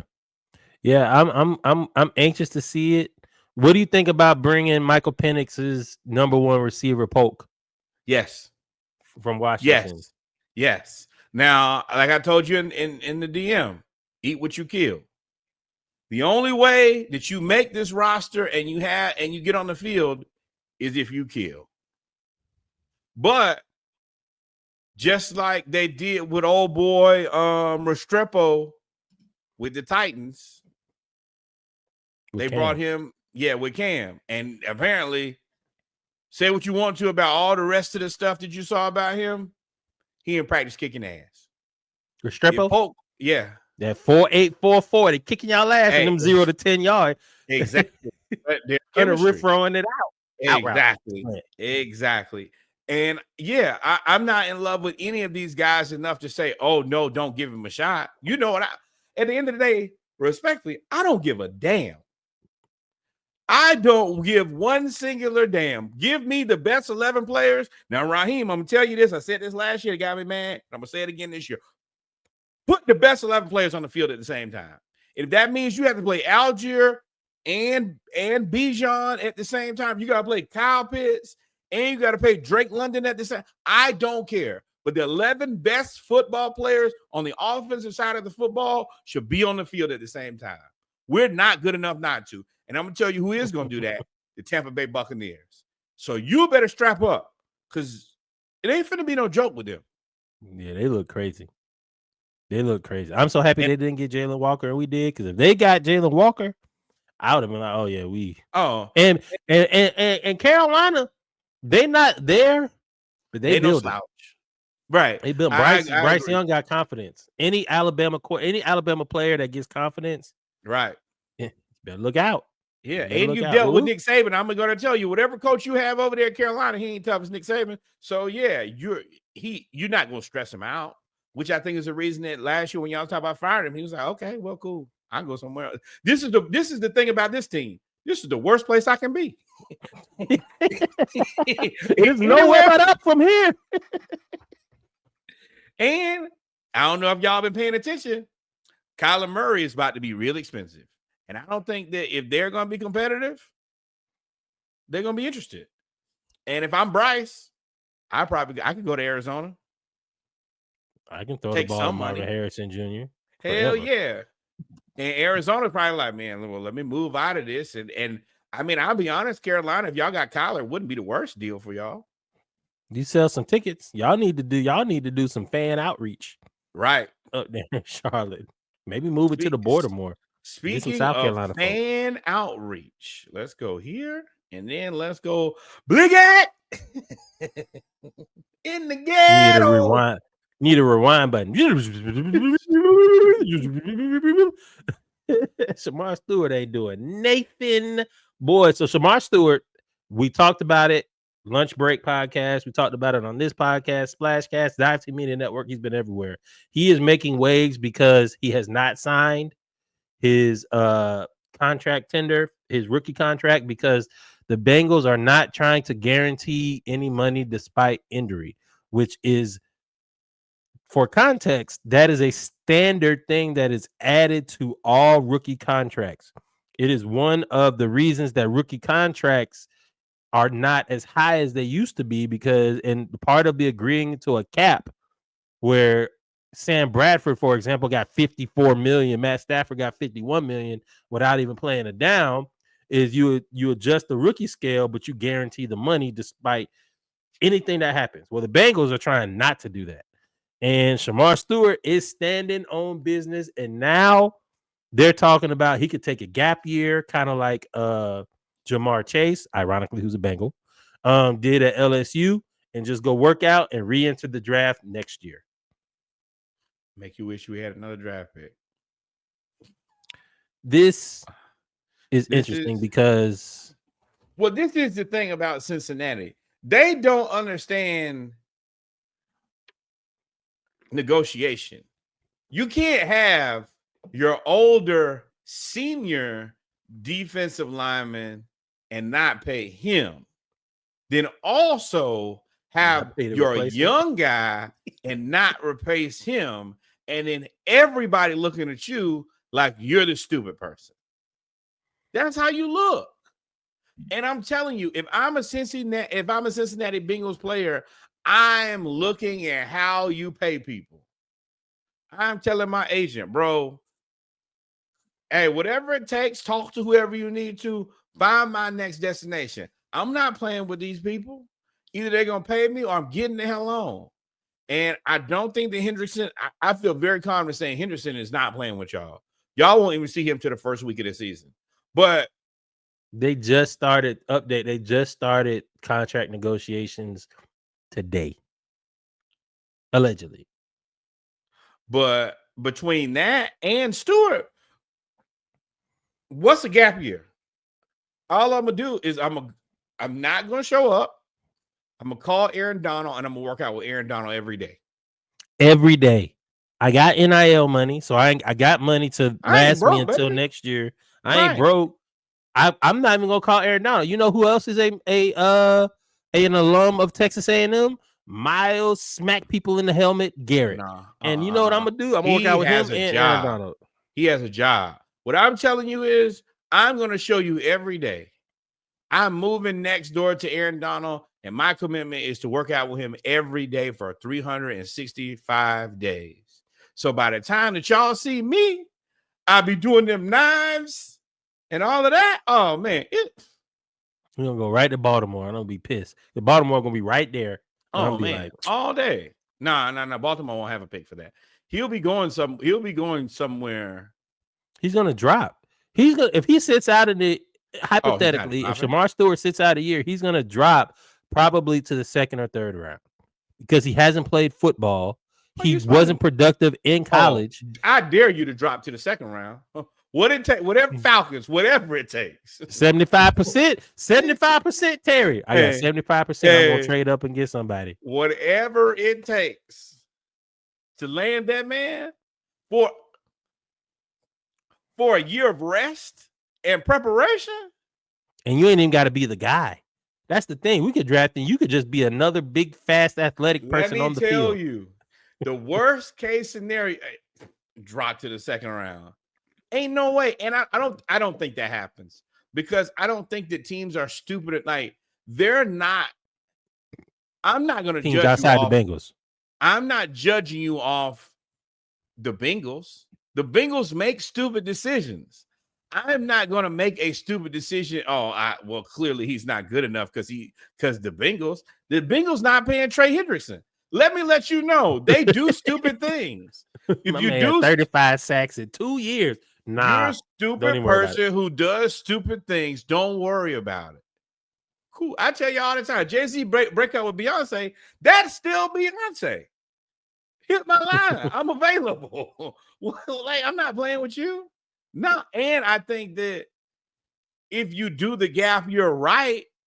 I mean, it's enough players who don't play in their rookie year for whatever reason, X, Y, and Z. I mean, Rook sat out the majority of last year. Like we've had a bunch of players sit out a year anyway. So yeah, come on back. But yes, if you make it to the second round, Falcons, you better move heaven and earth and water, whatever the Planeteers got. You better move it so we can get to it. Now we can talk about other people. I mean, so Shemar Stewart isn't the only first rounder not signed. I think Travis Hunter is the only top 10 pick not signed in the draft. He's set to sign a 4-year, $46.5 million contract, $30 million guaranteed. I don't expect this to be a thing because he just got married and purchased a $15 million house in Jacksonville. So there is they're negotiating amended language. Basically, the factors are when the signing bonus will be paid out. I think he wants all of the signing bonus money at one time. I think they're trying to break it up over a certain amount of time, as well as other factors. Your ass.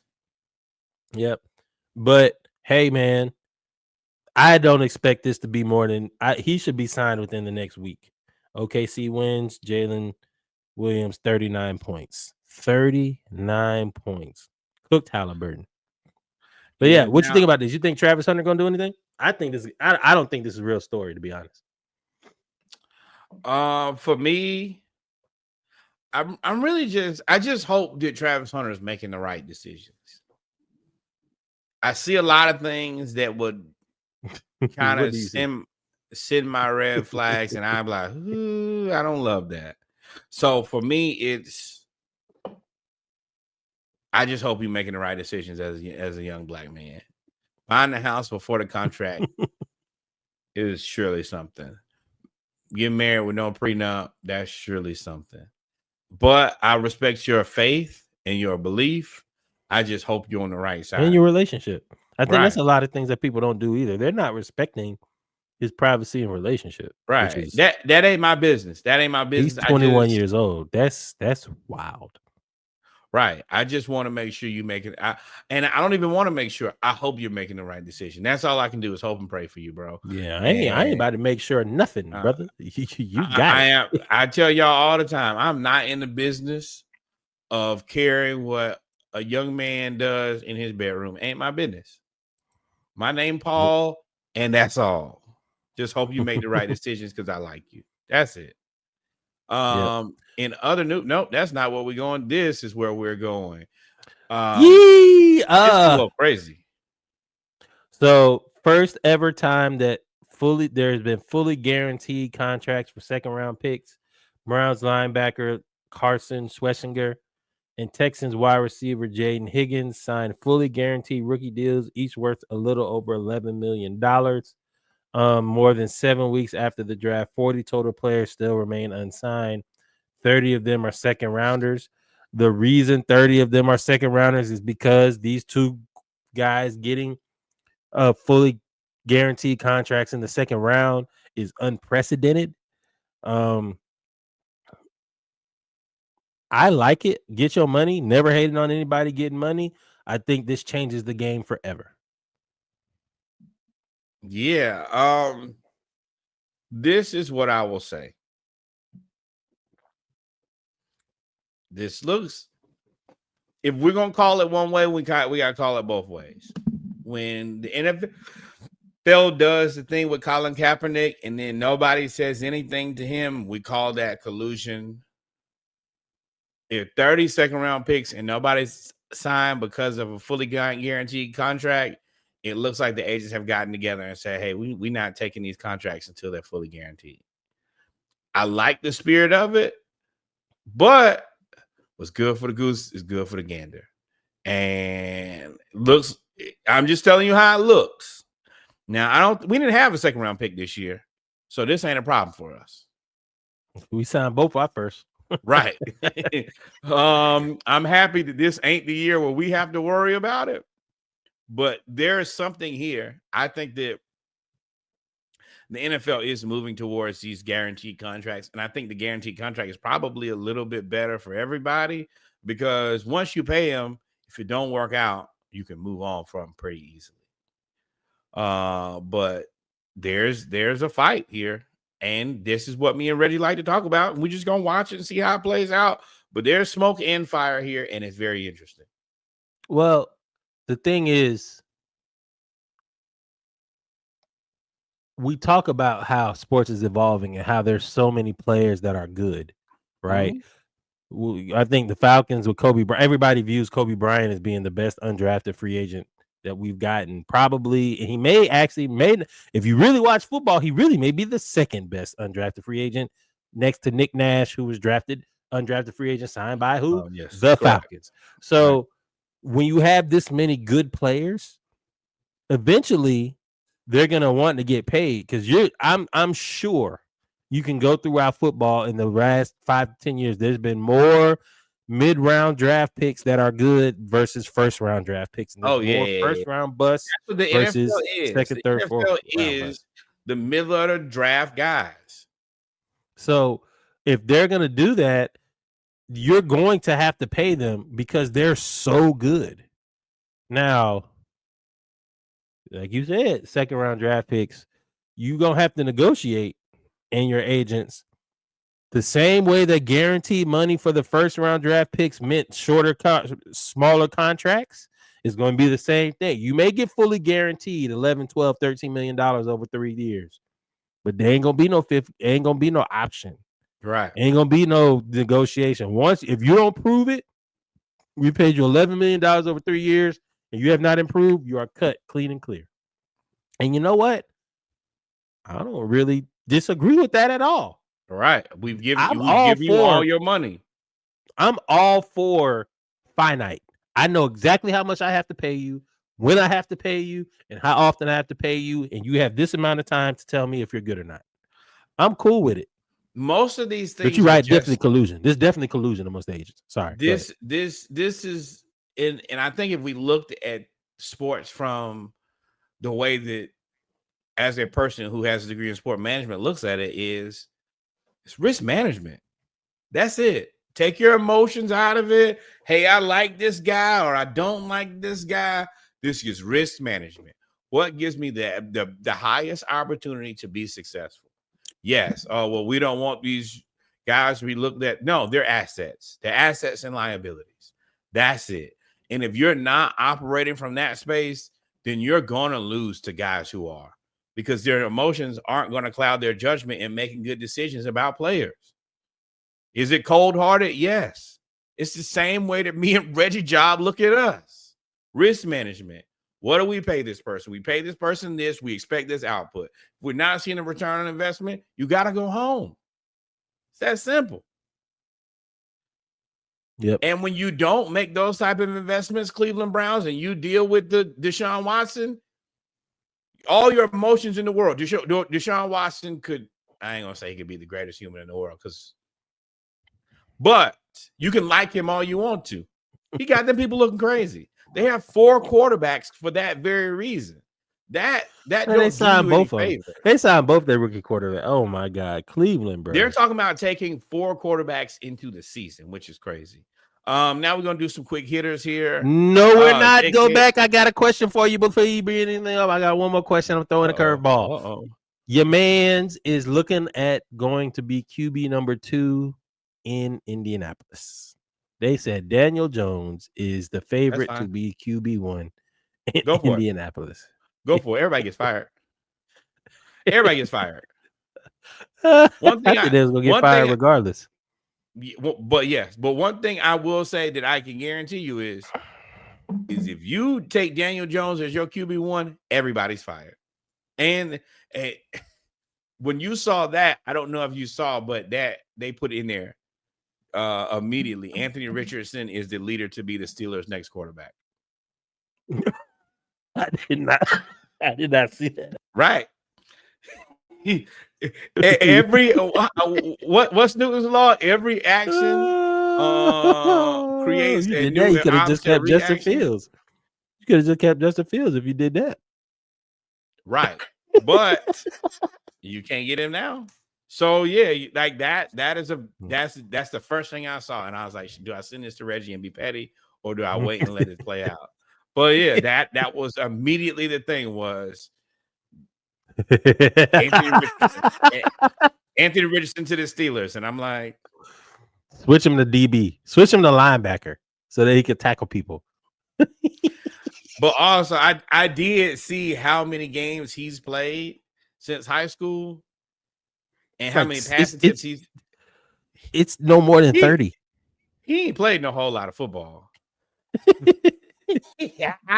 I ain't gonna lie to y'all. Hey man, the jug is for real though. If I could get, you look good. You work out, you lift, you're tall, you can throw the ball far. I'm gonna pay you millions of dollars. No, I told y'all is I didn't think that he would go that high, but I still think if you read, I want to go back and look at that draft. And I will say, sometimes these drafts just suck. And I have to go back, and I will go back and look. But sometimes it just don't be anybody else. It's been some really bad basketball drafts I've looked at recently. I'm like, well, damn, you couldn't pick nobody. Anybody you picked was gonna be bad. So you should pick the fast, strong guy. I just know. I said from the get-go, I was like, hey, you did. There's no way that he should be drafted. And you were like, you don't think he's a number 4 draft pick or top 5 draft pick. And I said his talent isn't. And then you explained yourself, and I was like, okay, I agree because of the intangibles. Everybody's looking for Josh Allen. And that's what it really that is. Was always I was like, my bro, thing. I saw him throw the ball. I'm not. I was never the guy to say, okay. First of all, I didn't think the draft machine was going to get him to where he got. But I did say, you predicted it. No. I told you he was 100% a first round draft pick. Y'all were like, he ain't gonna get you drafted. said lottery pick. You said lottery pick, and I said he's a 4th rounder. Yes. And I big difference between 30 and 10. Now that's 15 million. Sure, but what I was saying, like at the end, I didn't think that he would. The marketing department shot him the rest of the way up there. But what I said was, if you look at now, you're gonna make me all right. We're gonna scrap the rest of this. We don't care about J.K. Dobbins. No, we do care about J.K. Dobbins because he's had so many injuries, and he's only 26 years old, and he actually had his highest career output last year at 4.6 yards per carry. So he is getting sent to Denver, which is great, which means we're going to keep Algier because Algier was tied to Denver. So there's that. But yeah, I did want to say congratulations. I want to give the Broncos credit. They are doing a really good job of kind of like building on the margins. They found a way to kind of like, hey, we're going to get our guy and we're going to put this team together kind of non-conventionally. Now, Anthony Richardson.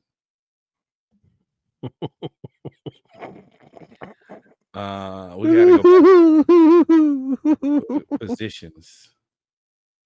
That it. No, I need 2023. That boy got to go to the advanced stats. Anthony Richardson. He's the number 5 quarterback, passing the yards, on the run, scramble, down the field, 50 yards or more. He's completed 2 out of 7, so he's number 2. Like we don't get one of them stats. I know at Florida, he threw the ball to Georgia more than he threw the ball to Florida players in 2 years. He couldn't beat out Emory Jones. I mean, no. Okay, so this is what I will say in hindsight. Bryce Young, CJ, these my hindsight glasses. Hendon Hooker. Hendon Hooker is the only thing there, though. Everything else is bad. Everything else is worse. And that was always my thing. You needed a quarterback. Now, in hindsight, we can look back. We can look back and we can look back and say, you know what, I might have should have rolled the dice on Hendon Hooker instead of. Sure. But Tanner McKee, I don't even know I don't know who or where he is.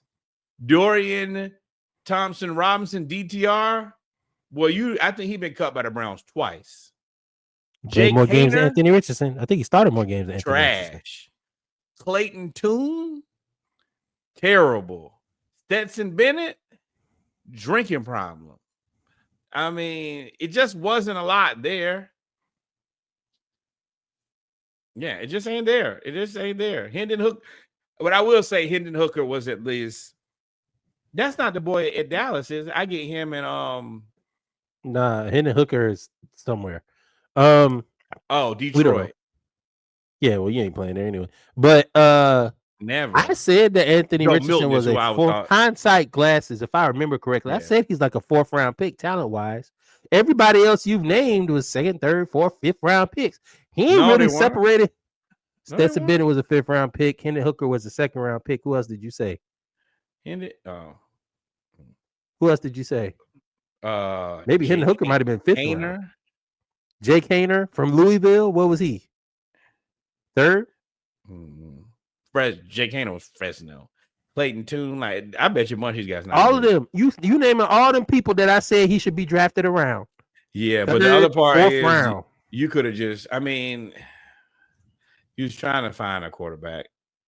It just wasn't there. Ooh, these guys stink. And that's what you get, Indianapolis. RIP to your owner. No shade, but that's what you get. Yeah, but you Because did pass. now you did all of that, and now you stuck with. I guess you wouldn't take Bijan, but you passed on Jalen Carter. Why would you take Bijan? They argued with old boy for 2 years about a contract. I mean, I ain't gonna lie. This draft, Jonathan Taylor. I ain't gonna lie. This draft is also not smoking. Couldn't you have had old boy from Philadelphia? Jalen Carter, yeah. This draft ain't really smoking. If you look at the 2023 draft, what I'm saying is where I thought that he should have been picked. Where I thought he should have been picked, talent-wise, based on his ability and what I saw, is about where he should have gone, in my opinion. Now, Indianapolis, you shot yourself in the foot. Anytime you go around the bushes and through the woods to figure out to get to Daniel Jones as your starting quarterback, you have made a wrong turn somewhere. Wherever that is, it is what it is. But you could have had Christian Gonzalez, Paris Johnson. This draft ain't. I mean, you don't pick Puka at 10. Like, this draft is not great. I want it to be. When you've taken Rashee Rice at 13, just ain't a lot there. Sam Laporta. So you're saying it was the 20 what draft? What draft did Tebow come out? No, what draft did Tebow come out? 2010, 29, 2009. Oh, even in the redraft, they still got him first round. That's 2011. I think it was that 2011 where they had Manziel, Tebow, Colt McCoy. Like, you kind of stuck in that situation where you need a quarterback, but I mean, anybody with eyes could see, like, and the fact that they draft, I was actually cool with them drafting him in the first round. I wasn't cool with them starting him first game. I was like, y'all are crazy. I think that was short-sighted. y'all out of your mind. I will say that even in the redrafts by different people, he's still a first rounder. Where does he go? 30? Yeah, he at the end. But just the quarterback position at that value, you still kind of gotta. I think that he needed. I think the best thing for him, and I think that we're also kind of figuring that out across the board, is you need a bridge. Like, you need at least 7-8 games to learn how to play quarterback in the NFL. Shout out to Big T. Right. Terry Fontenot. Right. Y'all listen, everybody calls you stupid until it works, and then you're a genius. Oh, yeah. And he still broke the draft, and the draft has never been the same since he drafted Michael Penix. And we about to get out from up under that Kirk Cousins contract this year, and we get our picks next year. I think all you got to do is make the playoffs, Terry. Y'all got to make the playoffs, and your job is safe. I really think that he's quietly created a new system. You just can't put these young guys who are not developing anymore. They're not staying for umpteen years. Well, we'll see. I think the quarterbacks will stay a little bit longer for NIL transfer. So, I think that's the other part but they're not developing.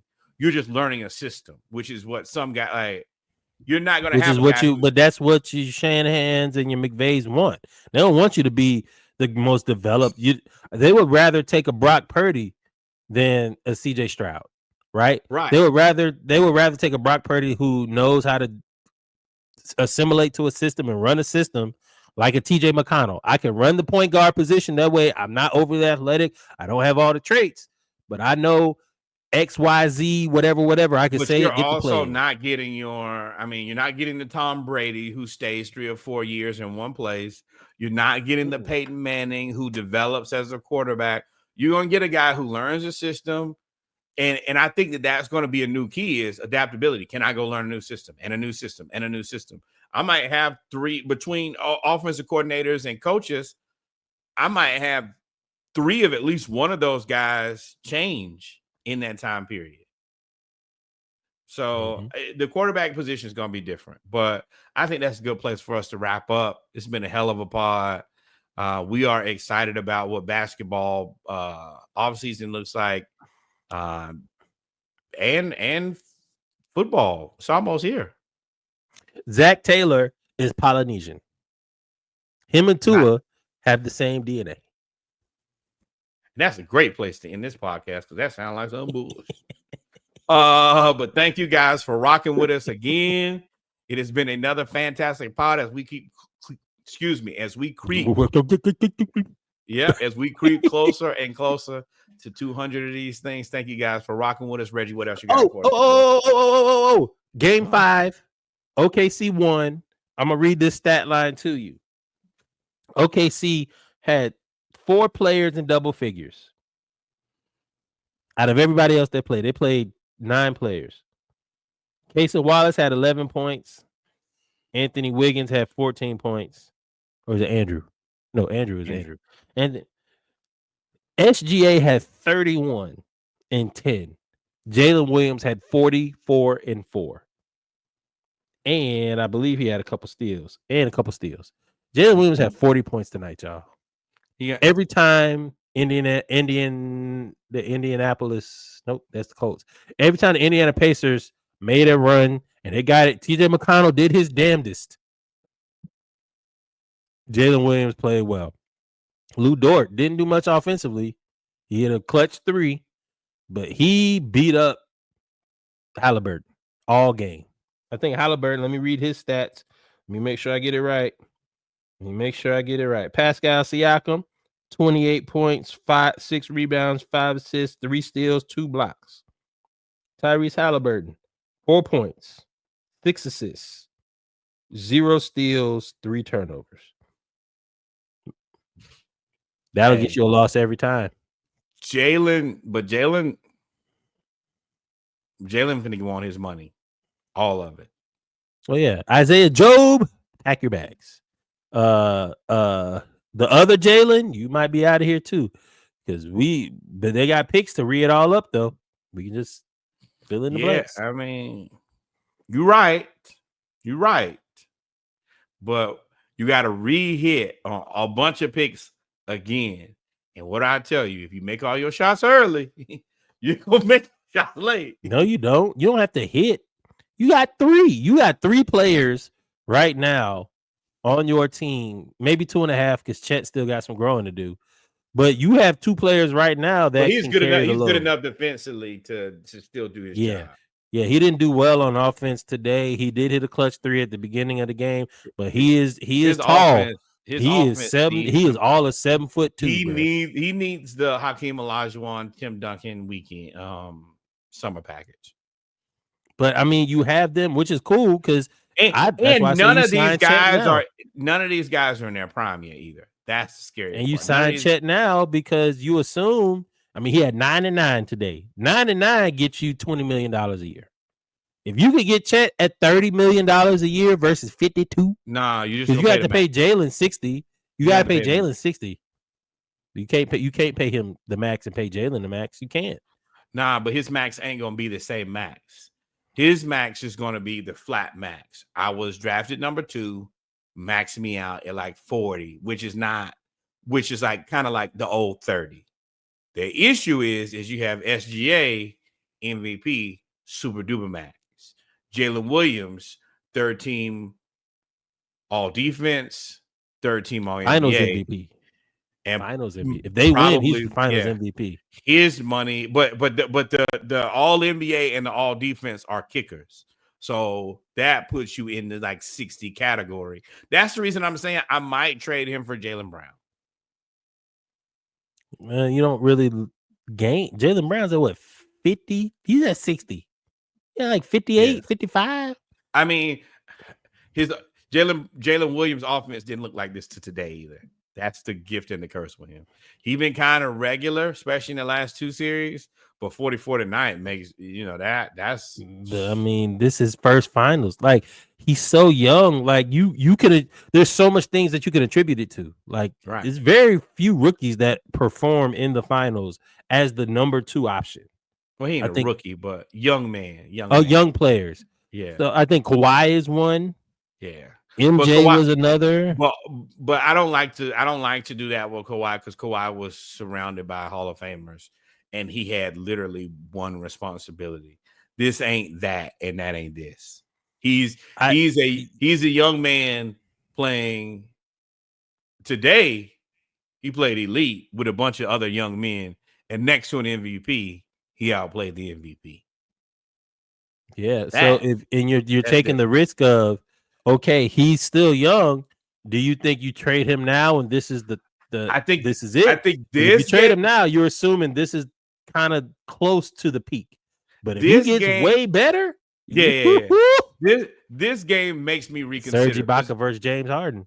If you looked at all the rest of his games, he was pretty okay. Today he basically won. Today he basically won you a game. I mean we got a second.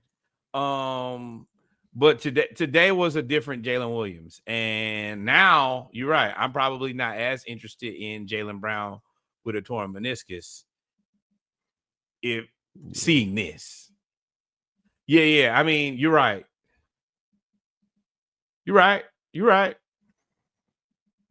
They got it. They're gonna try to do what the Warriors tried to do better, and I see what they're gonna try to do. Yeah. And they still they still have Nikola Topic, the guy they drafted this year. He just sitting over there chilling, waiting to win a ring, and I ain't participate. You can go get. They have so much flexibility. You can go Lou get Kuminga. Dort, you out of there. Yeah, now Lou Dort, you might have to be good. Hey, look, big dog. We could Marcus Smarty, send you right on over to Memphis. Yeah, Grindhouse. They'll love you over there. Threes and full court defense. Miami. There's going to be like all these guys. Oh, yeah. Lou Dort, $16.5 million. You out of there. Jonathan Kuminga. $30 million. It's tight. Yeah, Hartenstein. Yes. It's yeah. I mean, yeah. I mean, I might be more. I might be okay with finding a guy who can give me. I mean, he is on a. I guess not with Hartenstein. It's 25. It's 28.5 this year, and then I think there's and it's a team option, which means it's easy. You pay him for this year $30 million. You pay him 28 next year. You get to 26, 27, decline the team option. Let's renegotiate 3 more years. Then we can keep you around. It ain't gonna break the bank, but we could probably pay you about $25 million and the salary cap escalates. He could probably be there for the future. Lou Dort, honestly, if you're willing to take a pay cut, you can stick around too. Or if you're willing just not to get paid any more money. The thing is, people want more money. Why would I turn down money? Somebody gonna pay him more money. Oh, championships. I got one. Right. I mean, assuming that they choice. Win. You never know. Dealer's choice. If you want to stick around, we can pay you. If you want to go chase money, I don't blame you. With the money that you guys make, we can make some things happen. But yeah, you gotta pay Chet. Chet getting 10 this year and 13 next year. Oh, yeah, you're going to pay what you owe. Caruso, who is tight on you? 18, 19, 20, 22? Lakers. Send them right on back to the Lakers and LeBron. Nah. They've been building that for a while. Celtics. Yeah. I'll send you Lou Dort and Alex Caruso. You send me Derek White. Deal. Yeah, it could work. Ladies and gentlemen, before we get too far in the weeds, it is 11:47 Eastern Standard Time. I'm about to go to sleep. Bish. I will holler at y'all. Norwood, if we ain't forget anything, take us out. Adios, amigos. Thank you guys for rocking with us. We ain't missed nothing because we never do. Number one. More Black baseball. Number 2, Put them fans back. We tired of black Cowboys and black Cowboys. Y'all trail ride and doing all types of things we ain't never seen before. And Reggie yawning. Number 3, the historically black college university your cousin went to, your auntie went to, your uncle went to. The person used to laugh and kiki in the back of church. Send some money over there. The historically black college university in your neighborhood. The one you go to for homecoming, step shows, to suck up and set out, to eat, hot chicken, drink liquor. Send some money over there. Stop stealing all the time. Give back somewhere. And then finally, the greatest learning institution in all the world, the Hampton University. We only asked for $18.68 on behalf of the year the university was founded. Once again, I told y'all I did it myself. Went to that website and sent my donation. Y'all do the same, please. We got to support HBCUs. If not us, then nobody will. Outside of that, we love you guys. Adios, mi amigos. God is love. Until we meet y'all again, y'all be safe. Y'all stay out of these streets. And if y'all stay out, if y'all be in the streets, y'all be safe. We out. Peace. Love y'all. Oh, almost hit the wrong button. Nope. This show is produced by Creative Logic Solutions. Whether the project is big or small, let Creative Logic Solutions help bring your vision to life. Catch our latest episodes and stay updated with the world of sports by tuning in to the podcast live on Mondays or catch the re-air on Dive Team Media Network, where you can also check out other Dive Team Media content as well. For collaboration, booking information, or any other inquiries, visit our website at www.thesplashcast.com.